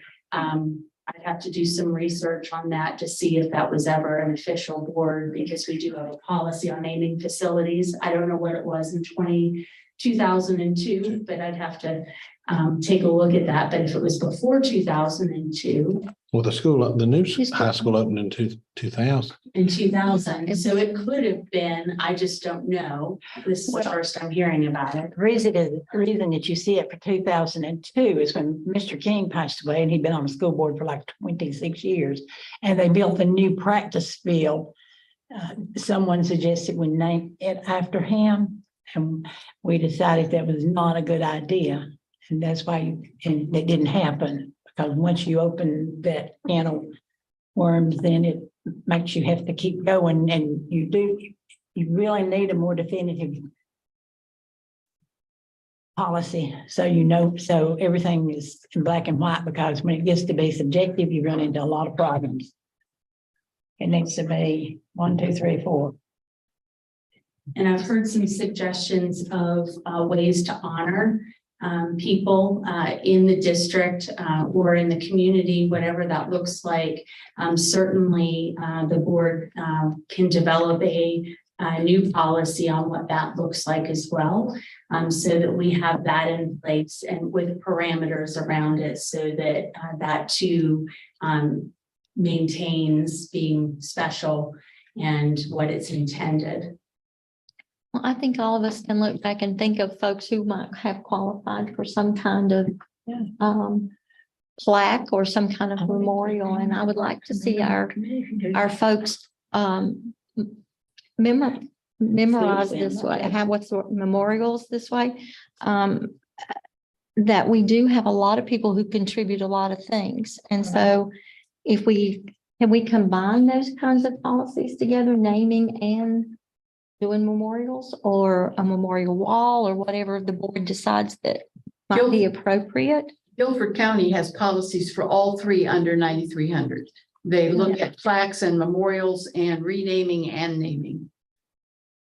We are not Guilford County. No. We are a long way from Guilford County. But the principle of having them all in the policy is a possibility. I can see that. And I agree that we don't need to follow everything that Guilford County has, but they had some good things in there that I could see being a benefit to the county. Well, I think it needs to be our own. Dr. Simmons, I think it needs to have our own flavor, our own criteria. I don't think we need to, we might take some ideas from some other counties, but we pride ourselves on being unique. I'd like for us to stay that way, that this is ours and this is our criteria, and that we're doing it for our people. Agreed. So, What is the board's pleasure? Does the board want to redo this policy as a board? Do you all want to appoint a committee to look into addressing this policy, to bring back recommendations to the board for approval? Yeah. Or I would personally like it to stay with the board, with us individually, might consult with Mr. Farmer. We might consult with other community leaders ourselves. I would like for it to stay in-house if we could, instead of, I would like to solicit other opinions and other ideas, but I think that it should be our decision and that we should talk it out ourselves. So how does everybody else feel on? that way it's ours. Agreed. All right, so we'll work on policy 9,300. We don't really need official motion. Do you want to address that at, I don't know how I don't long the know. budget meeting's going to be on the 20th, but since you're already together, if you wanted to start there, or if you want to just choose another day so you can sit down and map out what those parameters might be. I'm just I don't know how worried you about want to approach it, or if you would like us to bring a couple of options for you to edit. That might be something. It's up to you all. We already got one thing added to the agenda for the 20th. I'm thinking it's going to take a while for us to hammer this out. And the thing about it is there's no real, I think the more we think about it and the more distance we put into considering other options and what we want in this policy, I think the better it will be. The 20th may be too soon. If it's Well, y'all okay, I may work with Dr. Cox. We'll send out some dates, maybe. Or Good luck with that. even wait till the April, but now we'll be at the April's meeting, we'll be at the Ashe County Arts Council due to the young art exhibit. And depending on the time, I don't know what time frame you all would like to approach this. But it might be something if you want to sit down during a work session, even in the summer. And when you have some time to actually approach it, I'm not saying that's exactly when you want to do it, but we are coming upon April and May when the schools are very busy with all kinds of performances and awards and other things. And it might be a way that you can collect some information, really look at what other people are doing and what, of course, Ashe County would like to see. We do have a museum a Hall of Fame for athletics and a museum that the Rotary Club does have. I don't know that everybody's aware of that. Something that we might be able to bring back into the high school. I don't know, maybe it needs to remain something separate.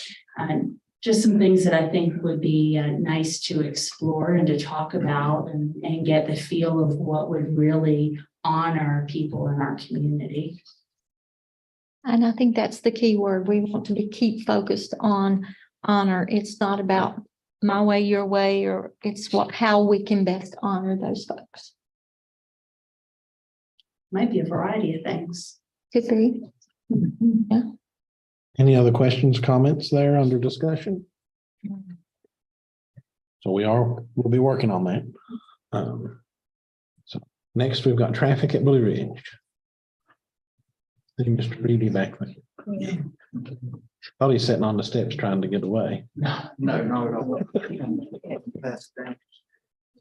Good evening, board. So just to give you a follow-up of our meeting last month, we were able to send on the letter, do an email or remind message, and also a Connect 5 call. With that going out, we have had about 6 cars that we have had to ask to leave our campus since, like, you know, I figured on February 14th when we came back, because February 13th was an actual snow day for us, a remote day, that we would have to ask several parents to leave. And they listened, they read, they took it to heart about keeping our students and our families safe. So we've just had to ask a handful of cars to leave the campus before 2:45. And once cars have started coming in at 2:45, we've actually been able to cut our car line time down between 5 to 8 minutes. So we're finishing up, you know, anywhere between like 2:17 and 2:25, or excuse me, 3:25 and 3:15. You know, that's our main concern, is to make sure that our students and our teachers are safe on campus. You know, and that's what we've been able to do.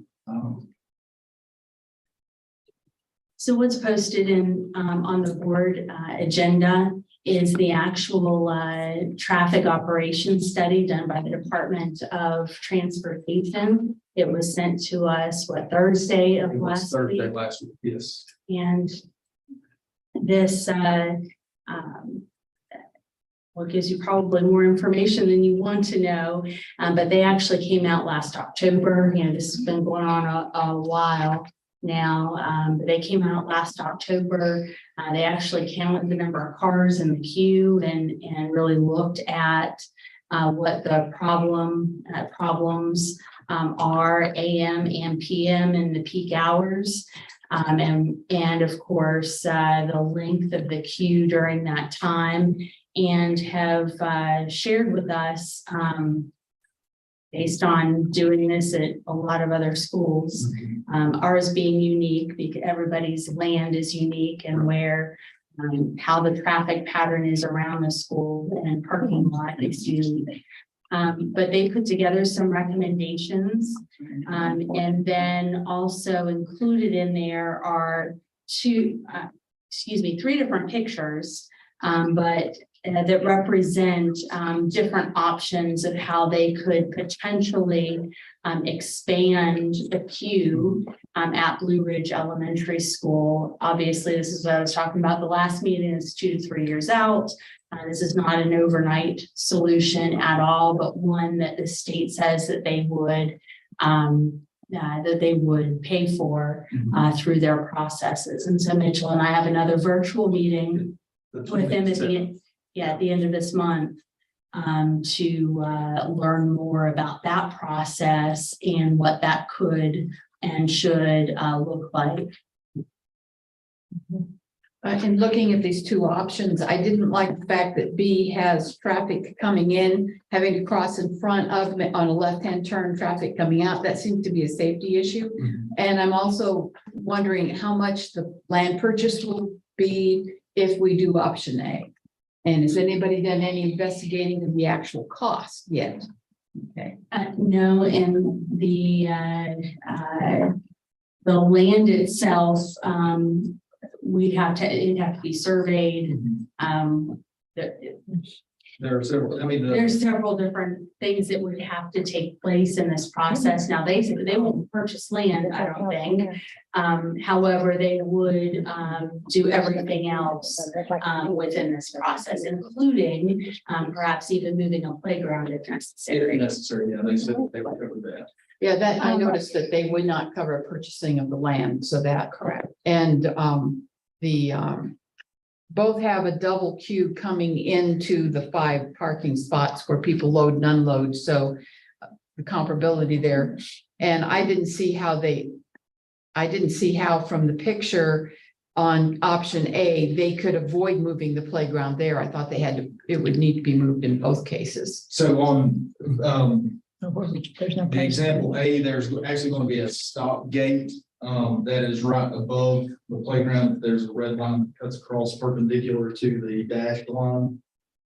So we would have cars stop there until we had buses dismissed, and then we would move the 2-line queue up to the point of where we would start loading in children. And all be on the buses and gone. Correct, yes. So all of the students, they would be stopped. There would be like a gate is what they have listed there. So we'd actually have something that would partition between the cars and the students while they were loading the buses. And then once the buses were out, we could open the gate and then start letting cars roll through. Well, I thought there would be a possibility that cars would still be meeting there, and there need to be somebody to direct traffic.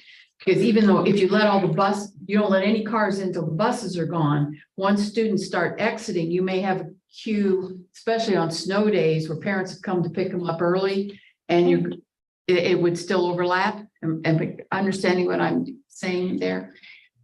I wouldn't think so. Like are you talking about when the buses are exiting Yeah, after the buses have left, Okay. then you start having parents leave, but you may be in a situation where all the parents haven't gotten past that gate area. So you're still going to have somebody there to direct traffic to make sure that parents exiting aren't going to be right where parents are needing to turn left because they're at the end of the queue. You're looking at option You B. look at option B. Okay. Oh, okay. Is that Sorry. big? I was on option A. They're Yes, not- that's correct. Yes, that is one of the They're issues not there like- with option B. Yeah, Is that you've got. Just a minute, find it. Yeah, They're coming back. Like- I'm sorry, I'm looking at A. I was- I'm sorry. Still got- Yeah. All the buses. Yeah. I'm trying to look at. I completely understand that, and that was one of the main concerns when we first looked at these options. There were actually 2 of them that had that, and where they would turn left onto incoming traffic, and it just doesn't make sense. Not with elementary. I'm not in there for that. Go off and move without thinking. Yes. The problem that I see and it's great to look at these, the DOT is behind 100 projects in Ashe County now. So we're not talking about an easy fix here, if that is the fix that we choose to do. We also have to buy more land. We have to do all that thing. And Mr. Reedy, when you handed me that and told me how well it was working, did you realize that those cars went and parked down on 88 and waited at 88? So, we did not until later when someone came in, but, my circle of control has been, making sure that my students and my staff are safe at the school campus. So anything beyond our grounds, we've relayed messages to highway patrol to try to get assistance there. And it is a concern. And that was one of the points of making sure that our families knew that we were talking more of than just our students, but our families in the letter, hoping that they would make that decision. Well, here's the part that bothers me. We said you can't be on campus, but you can be on campus in any other school in Ashe County at that time and in the car lane. So we are making an exception here. We're telling our parents they can't come on school property. They can go to Westwood, they can go to Mountain View, they can go to the middle school, they can go to the high school, they can go to the early college, but they cannot come on Blue Ridge. And we have created a huge traffic issue. Somebody's going to come across that hill and somebody's going to be trying to get around those cars, and we're going to be liable because we did not deal with the problem. We have property lanes that they can move into. Now, I understand that crossing the road there can be a problem. We've done that successfully. Our teachers have done that successfully for 28 years. We created extra park lines in the back of that building. We moved a playground already to create those lanes. We're not using them. We're creating a traffic hazard down on 88. Well, why don't we back up the cars until 245 on 221, or why don't we back up the cars on 16? It amounts to the same thing. I don't think this is a long-term solution, but we need to move those cars back up the hill and access those lanes just like we have been. Now, if our teachers do a great job, there's one group that comes across in the afternoon, one class that goes across there. And those teachers have successfully been doing that. We need to strengthen that crosswalk, whatever we need to do there. Keep cars from parking there so that we do have wheelchair access if we need it. And do it from that area, but we've got to get those cars off of 88. There's already been an accident down there when Fleur's Robinson's son, Joel, tried to pull out of his own driveway and got hit because there was no way that he could see what was coming either way because we have backed up that traffic. And I want to make a motion that we move that traffic back up in where it's supposed to be and get those cars out of 88, and that parents are allowed the same access there as they are in the other 2, 3, 4, 5 schools that we have, and that we work on a long-term solution in the meantime and strengthen whatever safety precautions we need to strengthen there crossing the road. There are traffic jams on 221 at Mountain View. I know, I passed there, David. I know some, what time do some of your parents get there?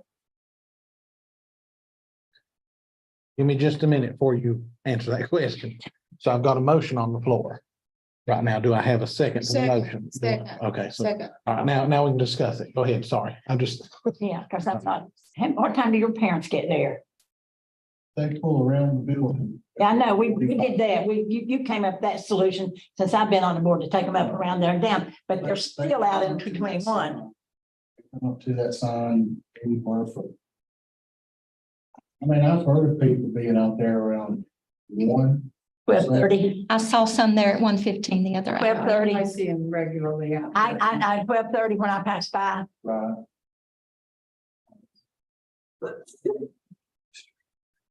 And they're still out in the highway when I pass by. Well, I'm. It's not your fault. I'm just saying that you have a problem too. But he's using all he's I'm using using- every piece of property. Property. I know. We tried to buy a right of way out there so we could get you out, but see, we couldn't afford the price ask for the property. Right. So We that could you'll- extend that loop on up and solve it 100%. I mean, there's property that Mountain View owns that you could build enough road. More up through there, yeah. Take every car in Ashe County probably off the road if you loop around. Are you kidding? Well, why didn't we move more up there? That's the first time I've heard of that. We do need to get back on Blue Ridge Avenue. Yeah. But that's the length based on one of these surveys that they Uh-huh. determined to be Okay. needed. And Well, you have more it's room. changed over 10 years. And there's more room there than there is, I guess, at Mountain, at Blue Ridge. I don't know where you can move a playground at Blue Ridge to come around. Where would you put a new playground? There's no room to put another playground. That playground that they're talking about moving was created for the 4-6 hall so that they could go out their door and have a place to go for recess. So that they wouldn't have to go all the way down to the field across the road. Right. So I would hate to lose that. And that's really tight back there. I'm concerned about them going through that parking lot as well. But that doesn't have anything to do with the motion. I think that's about a long-term solution. It's going to take us years to get this done. I'm sorry, we're going to be behind on DOT list. And as of this morning, there were over 100 projects on that list already for Ashe County. We were told it was 3 years out. 3 years, yes. So, but you know, I guess I trust my teachers. I trust our schools to do the right things. And I'm thinking, if we can't get them safely across the road, how can the driveway, it's not a road, it's our school driveway. How can we take them on a field trip? Well, I don't know that getting them back across the road is like our main safety concern. Oh, It's- really? It's more of after the shooting and everything this summer of having the access of people being all around our building. But they're all around the building and all their other schools too. Mountain View, they're 3 feet from the kindergarten windows when they come there. If we can't trust our parents, if there's going to be a shooter, they're not going to sit in the car line. They're going to come up that driveway one way or the other if they have to walk or whatever. They're not going to drive up there and wait in a car line and shoot into our school. They're going to have access. They're going to do access. I mean, they're not going to wait in a car line to do that. And we've got to trust our parents to do the right things too. They care about our kids and they're going to watch out for our kids. We've got to get them off that road where they're going to be safe as well. So now I forgot the motion. Well, I just think it needs to be consistent. I mean, that's the only thing, and I support you in you trying whatever you can, but I do feel like that we need to be consistent across the board at all three. Oh, no, not at all three, at all of our schools on when we have, and I even wrote a little bit down, to be consistent across all Ashe County schools, including the utilization of the space available and the protocols to ensure safety and limit disruption to the school day. That should be consistent across all schools. You shouldn't be having to carry this burden. This should be across all schools. Mhm. Well, the high school parks them in the parking lot, do they not? They don't allow them in the lane. Have you been to the high school lately? Well, that's what I thought Mr. Farmer said they did. I don't know who's in it over there. There. Yes. Pardon? They go up the lanes now. They park in the fire lane. They park in the fire lane at the high school. And the sidewalk And and we need to give the patrolman a few photos of tickets. I know our situation with, when I pick up the kids too, the line stops at a certain point, but does not move around the building till closer to the end of school. But now this is what you're saying, just for clarity. You're wanting them to automatically go ahead and pull around. because whenever there's they get not there. room if they do not, and that's what that space was created for. And Mr. Reedy, my problem is not with you. It's with 88. If we could get 88 fixed, I would be very blessed. It has been a thorn in my side for many, many years now. But even when I come up through there, we get a lot of big trucks. It's a blind hill. And then we've got cars but trying to turn left into the school as well. So there's another line going down that way.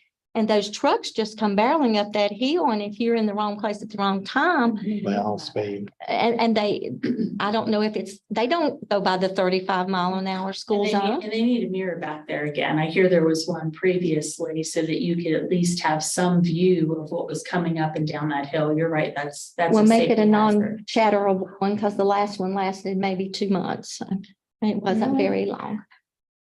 So, I mean, I'm worried about, and there's little kids in those cars waiting on 88. And I don't know why people do that. I have no clue why they do that, but they do. And so it's got to be fair. It's got to be, we utilize the space and then we try to come up with better solutions. I'm at Westwood at least one afternoon a week because I tutor after school, and they pretty well got theirs a room enough to move around and do what they need to do. They have 2 lines and they've got one that comes in the back and one that comes in the front. But even if they have a bus, we've got a late bus that comes in, they have to come in the exit, don't they? They come in. They come in the wrong way because of the cars that are in, and I get there early so I can get to where I need to be on time because of the car line. So I go early just to be able to pull off the road and not have to wait in the But they're car. still lined up in the road out there too, if you pass the right time. Not on 221. Yes, they are too. You're going Have to they? Boone. I've been out through there when they are, yeah. They, the only time I think that they did that was when they were working on that lane No, by the school. no, they're still lined up. Not recently. What is the time frame from when the last group goes out in the playground and then comes back into the building? So we have one group that goes to recess that at 2:15, and then they're out there till 2:45-ish, which is what time we're asking everybody to come back in the building. And just, I drove around and I believe you're the only elementary school that the line would go around playgrounds. Westwood, it's on the other side. Mountain View, they're on the other side. That's only sticky wicket for me, is Yeah. it's going around open playground. And one, you can do a 360 around it if you want to, in that roundabout, that circle. That's the only qualm I have with it. It's just, they'll be parked around while potentially they're out there playing.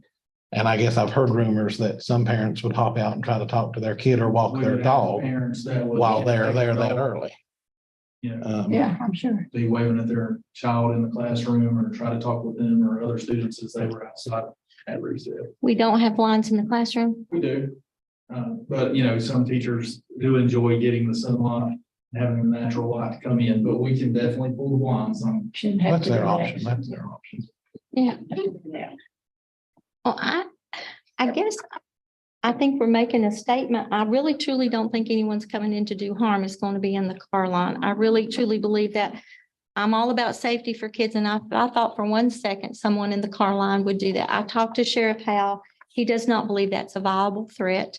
He thinks that the chances of getting shot at Walmart are greater than being in a car line at the elementary school.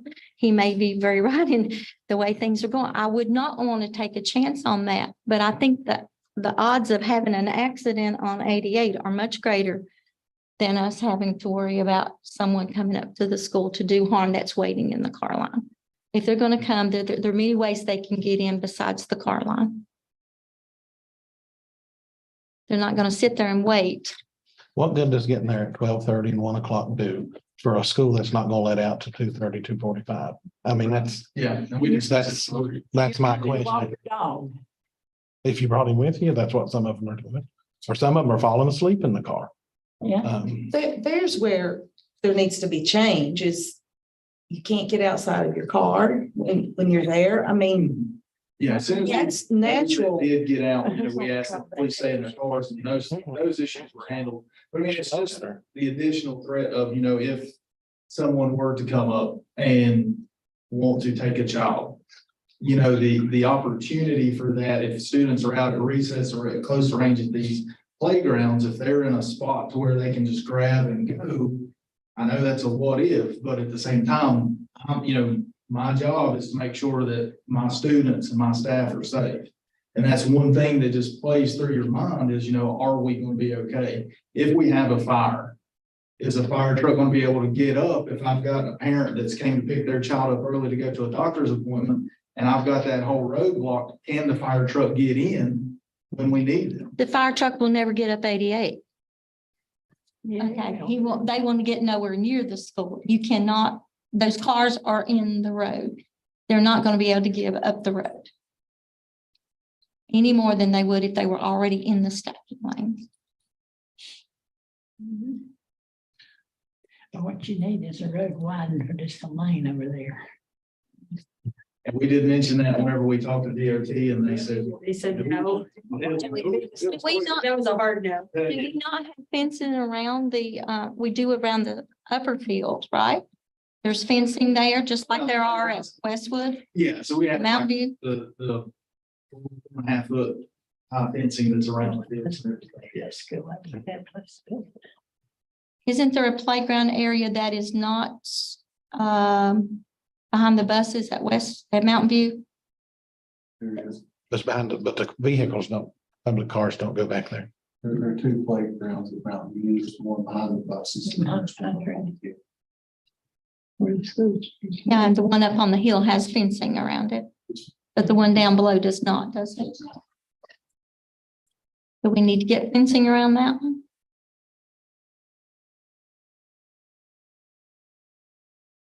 You don't need fencing, do you? No, all of ours are fenced in. All of our playgrounds are, and we've got fencing up around the soccer field. And then it's gated off where the baseball field and basketball courts are. Well, maybe we need to build a tunnel in the road. We had a tunnel at Langston. Yeah. We have one at Appalachian too. You could build Still tunnels. We went under the road. or build a tunnel under it. Would go quicker. The graffiti is probably still there. Probably would solve the problem. I mean, kids could get in safely, but when. I don't think in that high wind area, a crossover the driveway would be very viable. It wouldn't solve the traffic problem anyway. It might. Any other questions or comments? So I do have a motion and a second to move the traffic on around the building. Any other, nothing else? I'll call for the vote. All in favor, raise your hand. I don't know. I don't know. I don't know either. Well, I got two over here for. Well, you're the It's, tiebreaker. I'm proposing a temporary action here. Well, I don't let any opposed. Is there a midway point where they don't have to, because if you bring cars up to where the beginning of the park, the playground area is, would that alleviate enough to clear up? I don't know where you're blocking. the That's where road. we started at the beginning of all of this is, that was the point. And we had traffic out onto 88, from that point on. And so this was an attempt to try to communicate to parents to please wait until 30 minutes prior in order to, we've been trying different things. It's been going on for quite a few years. Yeah. And getting the parents to communicate, to cooperate is gonna be very valuable. Yeah, I was get it out far, those first couple of days when, we had two parents show up and we had to ask to leave. I was like, all right, yes. Because I was waiting to have to ask, several cars, but they didn't. And then later we found out that they were just stopping on 88. And that's, again, that's when we contacted Highway Patrol to try to get some assistance there.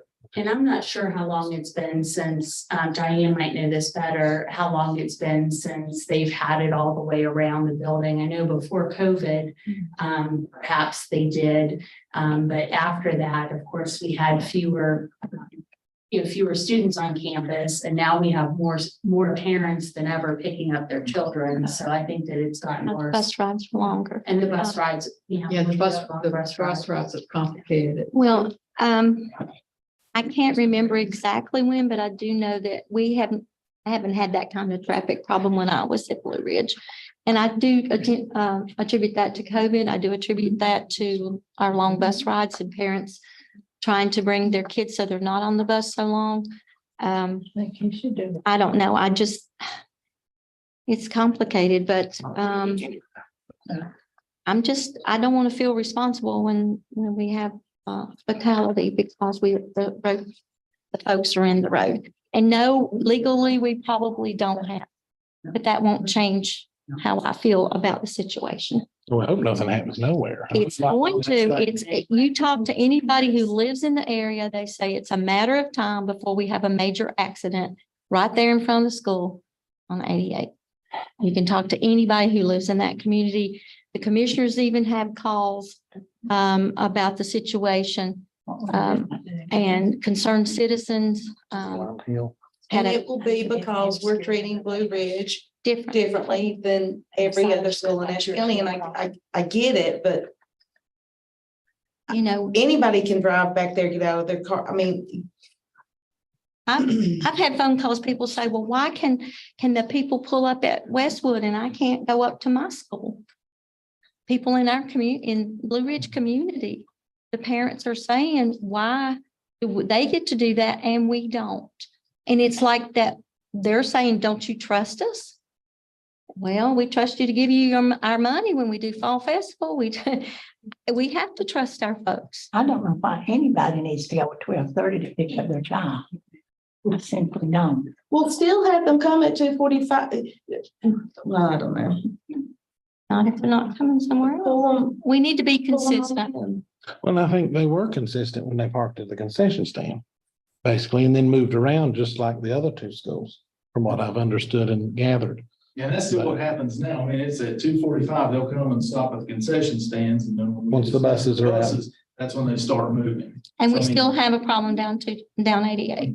Yes. So they need to move on back around to get them off, just to solve the traffic problem until we can come up with a better solution. I'm not saying this is the all and end all, but it's definitely a solution we can do right now. There's plenty of room back where it was intended, that where they're going to, plan A is exactly what we already have. Mr. Ray, what time is the bus? So pull up to the concession area and And is- stop. and is that a That's what we did station? for 4 years. Right. The last bus came in, they knew where they could force it. That is. So how is that? What do you want? Is there?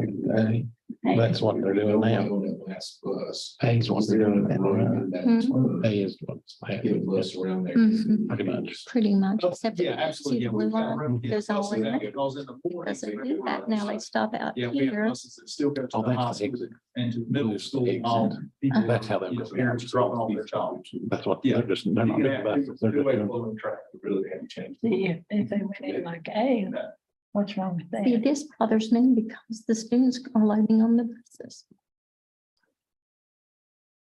Are you looking at? Hey. Mm. So, okay, so just, on example A, the cars would stop right before the playground where the 4 or 6 hallway is. There's a red line that's perpendicular to. Oh, the I dash see line. that now. Yeah, that's a Okay. gate that would go I across. thought it was- Cars would stop there in the afternoons. That's what they're proposing, is to stop the vehicles there until we dismiss buses.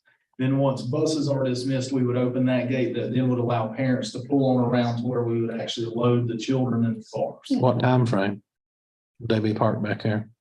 Well, see, I mean, that would still be like, I would hope, that they wouldn't come around till 2:45. Still, I mean, just because of. Well, I know it's a problem, but Well, Dave hopes that his won't arrive until time for pickup too, but.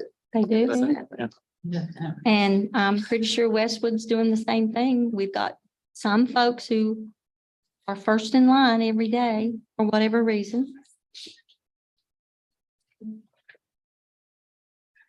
And they come early. Well, I think maybe the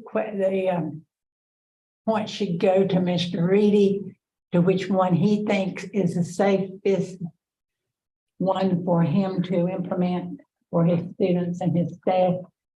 He's there every day, and he probably should give us some advice on that Well, that's not what we're talking about and right make a now. recommendation as to which one he prefers.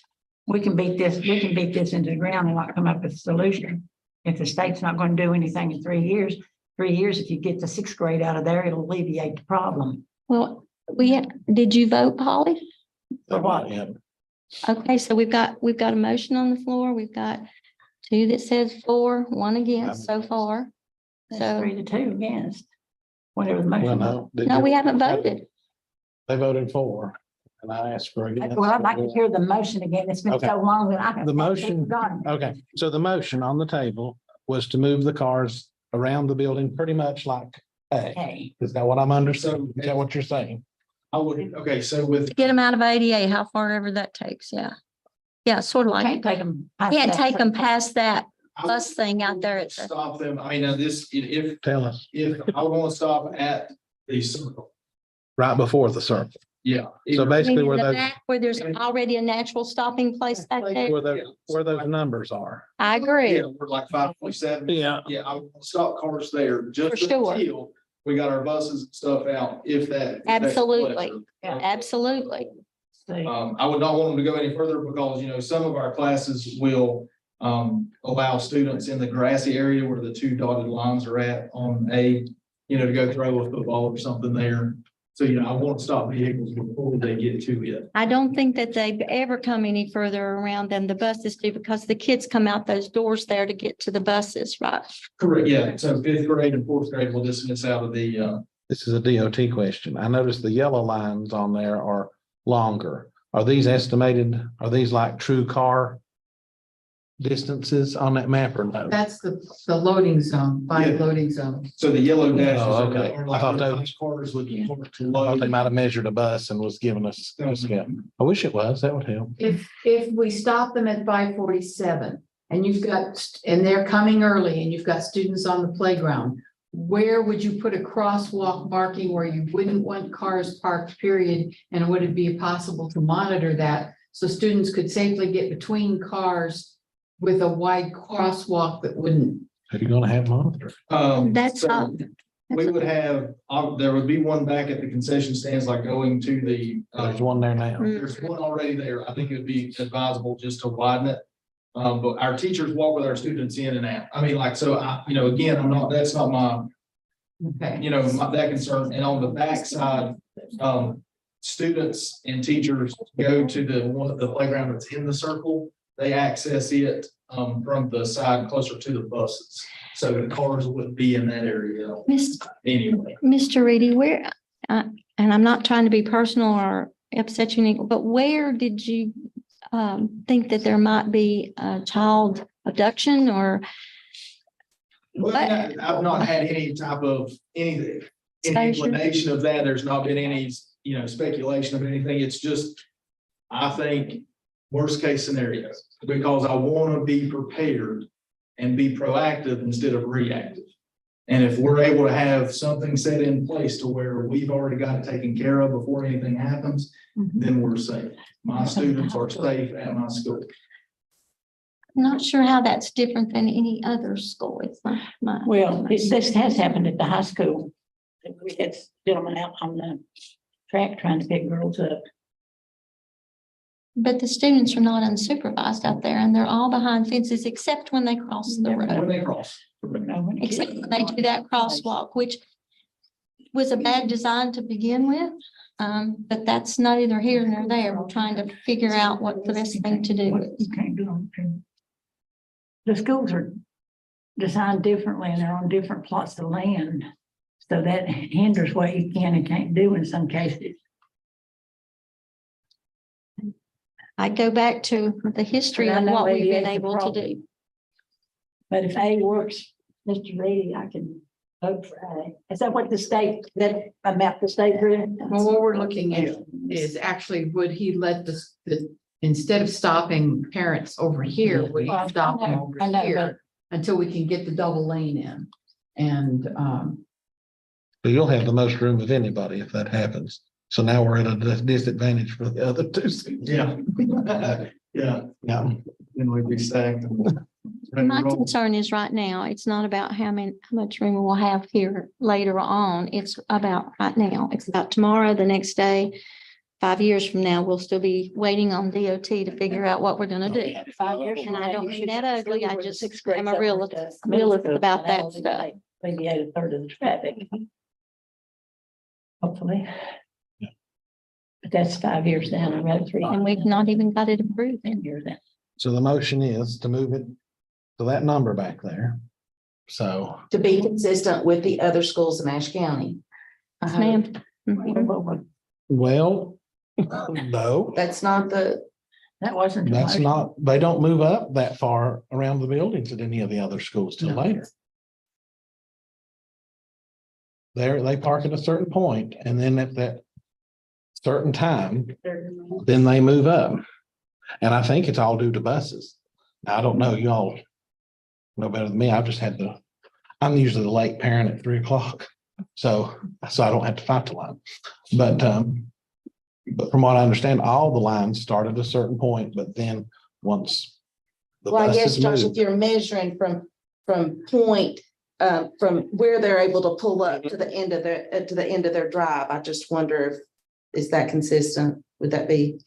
do you know why Consistent. Highway Patrol is not That's what I'm sending talking somebody out there to stop parents move those cars? I do not.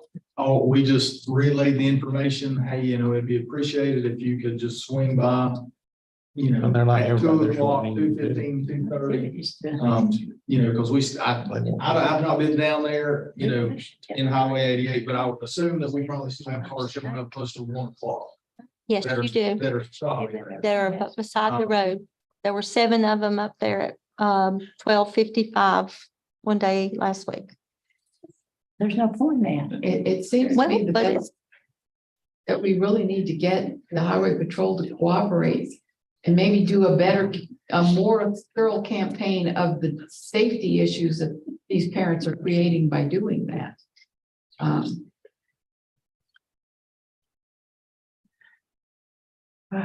Well, we're not gonna solve it. So the motion at hand is to move the car line up to that point. And I'm assuming whenever they get there. It's Well, I 12 think we o'clock should or continue to 12:30. encourage them not to come before them, but we need to get them off of 88. Period. And we can continue to encourage them. But if we're not asking them to leave from other schools, I don't think it's fair to ask them to leave the driveway of Blue Ridge. We're not asking them to leave in any other school. We are strongly encouraging that they don't come early. And I think that needs to continue. If I need to go talk to everybody in that line, which I probably know all of them, I will do that. I don't care to say, why are you coming this early? And do you realize what kind of issues you're causing? If we need to do that, we just need to encourage that. but they need to get off of 88. That is the worst place for them to be. That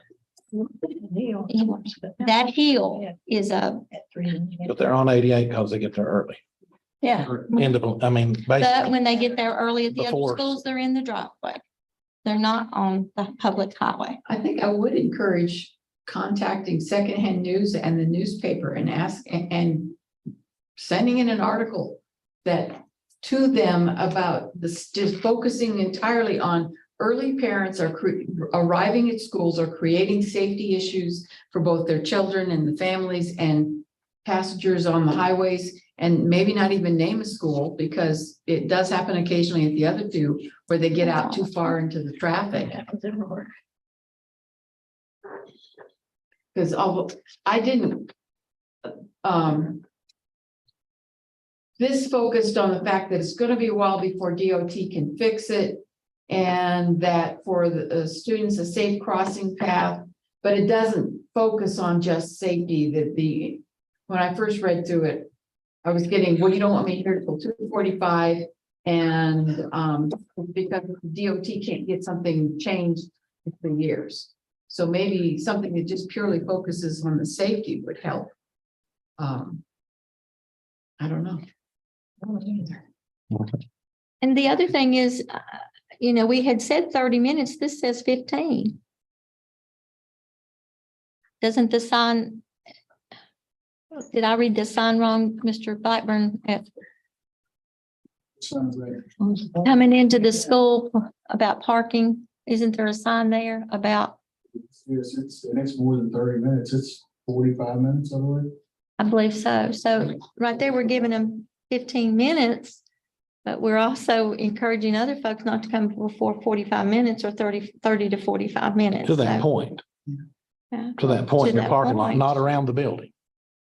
Not around by the building. They're not going around the building, they're standing at pointed. Right. But they're not around, well, the problem is we don't have as much room there. So we have to go on out. We just don't have as much room to get them off the road. That's bad. It's just a bad situation, period. But it's just a bad situation. I'll blame a favorite architect on this one. Well, it's the plot of land it's sitting on. Well, that too, there's not much leeway. So how do we come to a consensus? Well, we on got the a, best way to move forward, or do we leave? Well, right now, we've got a motion to vote on. And the motion is to move the cars around behind the building. To that point, Ms. Eldris motioned, Dr. Simmons seconded.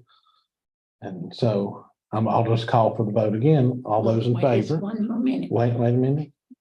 I want to be sure what I am voting for. Okay. So we're looking at A. We're looking at it, yes. So you're gonna bring them around where it's red, all the way around. No, here. It's right there. 547. To number 547, and they would stop there. But how far are they gonna be backed up? See, I'm thinking they're not back past the curve there. But you're gonna back all the way back as far as. I mean, yes, I would say that they would probably be close to still being in 88, if I'm just being honest. Yes, were in they will be. Indiana. I We've mean, been almost to Warrensville before with this line. I'm not even if we kidding. move them, we'll still have cars in 88. Is that the best solution at this time? Well, this is not even the solution that's on the table here. This is just the diagram that shows the pattern that's Well, I know. currently possible. But- This is explaining the motion Yeah, that's on the table. this, I have to see that this is what I'm voting for. But so that's not even gonna let all the cars in. If you stop the cars at the curb, you're gonna bring them all the way around Yeah, to they where would- the. Not until the buses leave. You No, can't- well, not, you're gonna bring them all the way around to where it says, install a gate. Not until after the buses have left. Yeah, no, so Yeah, you the- would. No, not that. That's for, basically A's out. A is a recommendation from the NCDOT. I know. What we're talking about is, we're just using the map A for that. And so they'll still pull around, but they'll park here and line up all the way around and down Why can't they come over here? because the bus. And there is a stacking lane back there that can hold, what, 5 or 6 cars, Mr. Reedy? Yes, now we do have a few of our staff that do park in those parking. Right. There is a couple, enough. There's like 5 to 6. Yeah, depending on what our time frame is of letting the cars. We would have to limit it to just one row because I have a bus that leaves at 2:10 to go pick up preschool. And then it comes back and is back about 2:30. And they can't get through there, So I mean, if there's more line of traffic, yes, but there's not room for a bus one. not to have 2 cars and then to get a bus around. That's true. Oh, really? Yeah. That was a bad design on someone's part. Yeah. Right. They can't get back. Can they unload in the front? What's this right here? We used to have buses unload in the front. So we've been dismissing and we've had our buses come around in the back just because that Is keeps this the the place flow in of here? traffic going. I was just talking about the preschool bus. Oh, gotcha. So in the They could come, afternoons. they could come around the front because we used to load and unload there. I'm silver, I think with the hand. Can we not? Yeah, that's to get out of hand and walk. And then walk back back to the bus. So I think the hand is a deciding. That factor. can't But you be don't done. have no playground. Just or the- Yes, but that's why they have. A double lane of letting people come in, because you only have 2 lanes, then you'd have a blockade where people couldn't get out before they could get out of the way, so. That's for the other buses. That's fine. Because they have their own walk to their other bus. Because that's a transfer. So why does this exist in the other schools? I don't understand. I think. Why does this not take it? It's going around, it's going around all the fields. Schools don't do it. Yeah. I mean, While kids are just. Number of cars. They got playgrounds all over. All from the 88. That's all I'm saying. Around. Let's go to pick up their kids. You act like you're some kind of. Oh, no, I don't mean it that way. It's the way that these people are looking at it, Because whenever they come. that they're they're going to do something odd to the kids. at the school. These are parents and grandparents. Trying to do it. These are not criminals coming back here. They're parents. Published in But they don't media. In But the it's area not our- about We can't. describing the hazard parents are creating. It made a bigger problem.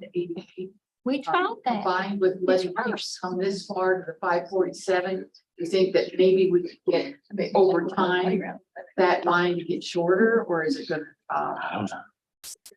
You hope? You would hope, yes, and I mean, that was the intent with this, was to hope that they would just wait till 2:45 is coming off. That way, by the time it actually started stacking up, we would be dismissing our buses at 3:00. We dismiss buses at 3:05, have them on the road, and then boom, we start rolling. And it has, I mean, for whatever reason, it has sped up how quickly we're getting students out of car loss. The way this is at the moment. And you think letting them come in further is going to back it back up to where it was before? I mean, it may not, I know it will not give us the amount of time that we had to get students out of the building because our callers takes to catch them as they're coming up. So it gives a little bit more time for students to get out of the building.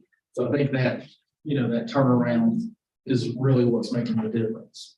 So stopping them at the concession stands has actually sped up getting the kids off the campus. Yeah, having that amount of time, them not coming till not actually pulling up till 2:45, and then when they see buses, they start moving. Then, whenever they're starting to call the students out, students have time to get there, parents stop, move their in the car, and the next round's go. And how long has this been, how long have parents been knowing that this is the new rules? So we've done this since February 14th was the first day that it was actually put into motion because the 13th was a remote day. Okay.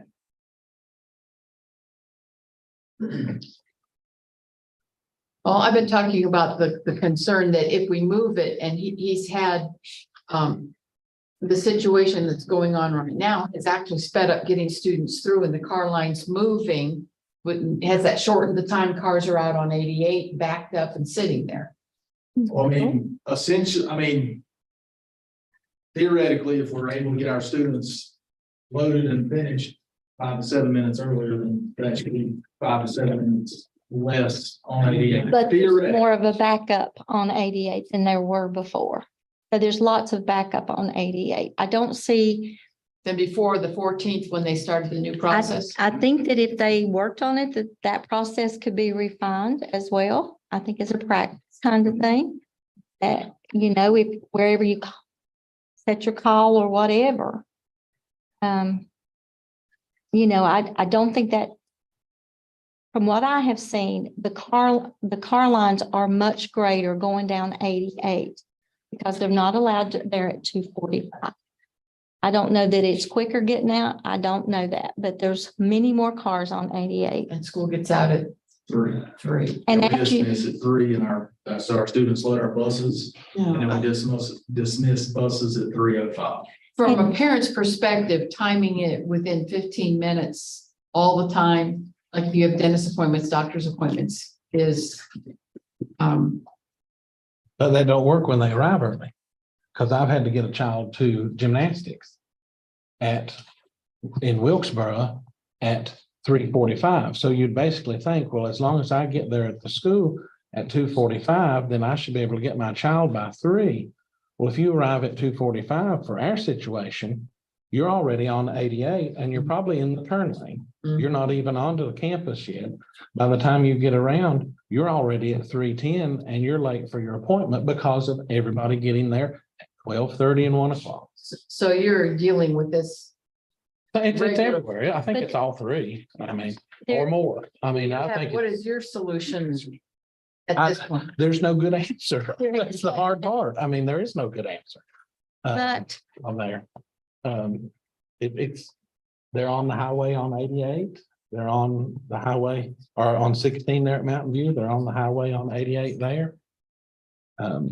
It seems to me that you're right about, the old adage of closing the door after the horses have already gotten out of the barn kind of thing.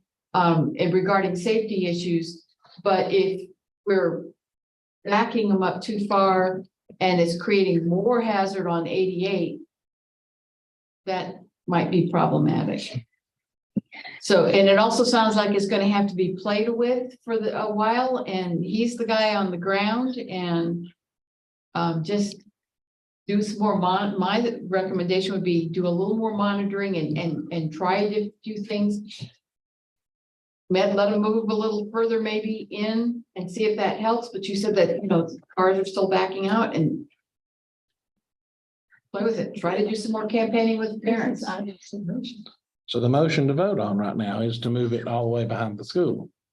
2.547 on the map. Is that correct? I'm just making. 2.540, yeah, I Do can, that now. yeah. well, I mean, I think that I could mean, roughly, be that's negotiable. behind the building. That Yes. puts some, I think we could have a safer 88 if we would do that. Yeah. But maybe it doesn't need to come quite that far. But we do need to get them, and we do need to be consistent we need to be consistent. Motion in the second. All those in favor of the motion, raise your hand. Any opposed? Which way? I don't know. I guess I would vote for moving it further around if we grant the principal the flexibility of adjusting things as he sees the need to do so. Yeah. To try to make the minimum safety hazard possible. But I'm not on the ground. I'm not there to say you have to do it this way. I really have a problem with that. Can you change? Do you want to amend your motion? I'll pose that question. Well, okay, if we start back at the concession stand again, we have basically the same problem minus what, 15 cars? Probably. Okay. Essentially, yes. Is that a good I estimation? would say that'd be Just already. relatively close. And I do appreciate the fact that you're trying to keep everybody safe. That's our purpose for doing this as well, that these people are safe. So 15 cars, if we don't use the space that we have, if we don't move them all around there, then we're 15 cars less. There must have been 30 cars in that line the other day, and that was at 2:45. And they're in the road because there is no shoulder past past the driveway below Jerry's there's no driveway back there. There any, There's no way to get out Yeah, of that they've got road. that lane. And those, the people that are coming earlier are blocking the road as well. So this is the goal, to get those people off of 88 to begin with. The early folks, the other folks are not such a problem. He's right. It moves pretty quickly once they start. All the schools do. They do a phenomenal job getting those kids in the cars and out. And Well, Dan, what I'm suggesting is that he try that moving to 547 and monitor it, but give him flexibility without having to come back to us to try to flex it, do more campaigning with parents, change the time maybe a little bit so that he can come up with the maximum safety for everybody in all situations. Because we're not there on the ground watching it every day. He is. But I would vote for going to 547 to get those 15 cars off, if that's what it is. Provided if that's not working, he can be playing around with those a little bit. Does that make sense? well, yes, but then I think it has to come back to us eventually. If we're going to make a motion, it's going to have to come back to us Yeah, to but I adjust would that expect motion. him to report back next month, for example, and let us know how it worked and what he's tried and whether or not it's improved things. I would be good with that as long as we try to move them around and see how that works. Then I'll vote for it. okay, so you're amending the motion to give Mr. Reedy full reign to adjust the line as he sees fit? And that's not what she said. She said to start I mean- with 545. 547, whatever that number is on the map, Give it a try. and see how that, and if that doesn't work, to make some adjustments. And report back. Yes, and I would think that he would be in communication with Dr. Cox and other folks about what's going on, and I just want the cars safe. Well, and I don't know that anybody's out monitoring 88, so. Do I need to do that? I go by there 10 times a day. I'll be glad to do. I'll try to make it my thing to go. I would maybe see if you could get some other people. Well, believe me, contacting other the highway people patrol. have, they, Make them more aware, more serious about. I've had many communications about this issue. All right, so the revised motion is to move the line to that 547 mark, but to give to Mr. Reedy to start there and make adjustments as needed and report any changes to the board. Is I can live with Suffice? that. Mhm. that in my I notes? trust Mr. Reed. It's very subjective. I mean, very subjective, but Mr. Reedy makes. It's all your problem, Mr. Reedy. You have to solve it now. I mean, that's, Do you second that motion, Dr. Simmons? read it again. Why do you have, why is Mr. Reedy, why is that subjectivity being put into this? Emotion is objective. I think we need to let him suggest some other things, but the motion needs to be pretty concrete to keep him out of weeds. What do you have, Bailey? Oh, it's just like the traffic at the school. It's amazing. All right. How do you want to word it? I'd like to make the motion that we start off by moving the traffic around to the point on the map A, number 547. And we will adjust the criteria for moving traffic later as we see the results. Is that clear enough, Miss? Is that what you're You're thinking? saying the board will adjust the criteria. Yes. I Not think that's a Mr. compromise. a nice Yes. Compromise. And So the board will I think adjust that the criteria, not- then that way you can blame us for whatever, okay? Well, As has been and we happening work- anyway. We worked under the advisement that he brings to us. Yes, Back to. and I get it. I do. But he could It's report just, back to us on the 20th, get word to us on the 20th, how that works, so that we're not waiting a full month. 'Cause I think we know need to we're wait the meeting, full and month to- It shouldn't take long to get a report. Okay, okay. all right. So motion to start at that 547. And then the board will adjust the criteria as needed. Does I'm good. that sound good? Flexibility. Well, it's not, that's the board. There are observations. I'm going to go out at All right. 1:30. So you're gonna do away with your first motion. This is your new motion. We're going to do it away Yeah. with the convoluted first motion. Yes. Okay. Dr. Simmons, you second. Second. All right. Any other questions or comments? No. And now I'll just, I mean, we're at 8:30 this afternoon, so this, it would be Wednesday or Monday. That we would be able to get this to That's take Of course. effect. We're not Okay. unreasonable. Not unreasonable. We discussed this 1 hour. Let's vote. All right. All those in favor, raise your hand. Any opposed? Are you opposed? Thank you for working this out, All right. guys. Are you opposed? Okay. Yeah, I just, Thank you. thank you. Just, Okay. I'll be there. Amy, you still back? You awake? All right. Got Amy with the Ashe County Schools digital telephone request for proposal. Yes, I'll make it very quick. I want to thank you, first of all, for entertaining the addition of this to the agenda. We did put out RFP, about 3 weeks ago, and they were due on Thursday, and Ms. Colburn helped us with those. She accepted all the RFPs from our vendors. And I have included those in your materials online. You have all the RFPs there. I tried to go back in and label them so you would be able to quickly pick out which vendor was which vendor. And then I kind of made you a cheat sheet. So this spreadsheet that you have is a little bit of a cheat sheet, and I think it might help you I'm all on one. figure out a little bit about each one. The one thing I did do is I made a common indicator on all of them, and that is a 5-year plan, because some of them put their costs up front, some of them put it monthly. So if we divided over 5 years, it became much easier to determine what the value of each of the products were. Okay. So I am putting this in your hands to look over and digest and see what you think. And if it's okay with you, I will come back on the 20th. Maybe I may have some additional information from, I'm checking references right now.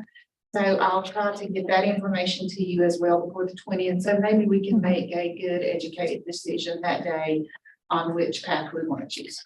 I do have one question you might be able to answer now. I was looking over this earlier, and plus the cost from the lines, do you have any idea what that looks like? Because that changes their price if we have to do something with Skyline anyway. So I did talk with Skyline today, and all of some of our B1 lines we have to keep, and that will be the same.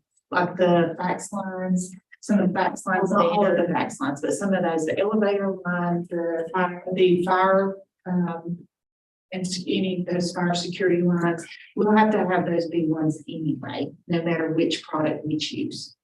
And what I will do, Ms. Eldred, is I will go through our telephone bills between now and next week and figure out how many of those B1 lines we would have to have. And so I'll know that cost. Because that would change it dramatically, I think. Any other questions? Thank you for putting that Thank you. together so quickly. Now I'll entertain a motion to go into closed session. Mr. Chairman, I make a motion, we go into closed session. Do I have a second? Okay. Any other questions or comments? Can we have a break right? Yeah, we'll call for a break about 5 or something. Oh.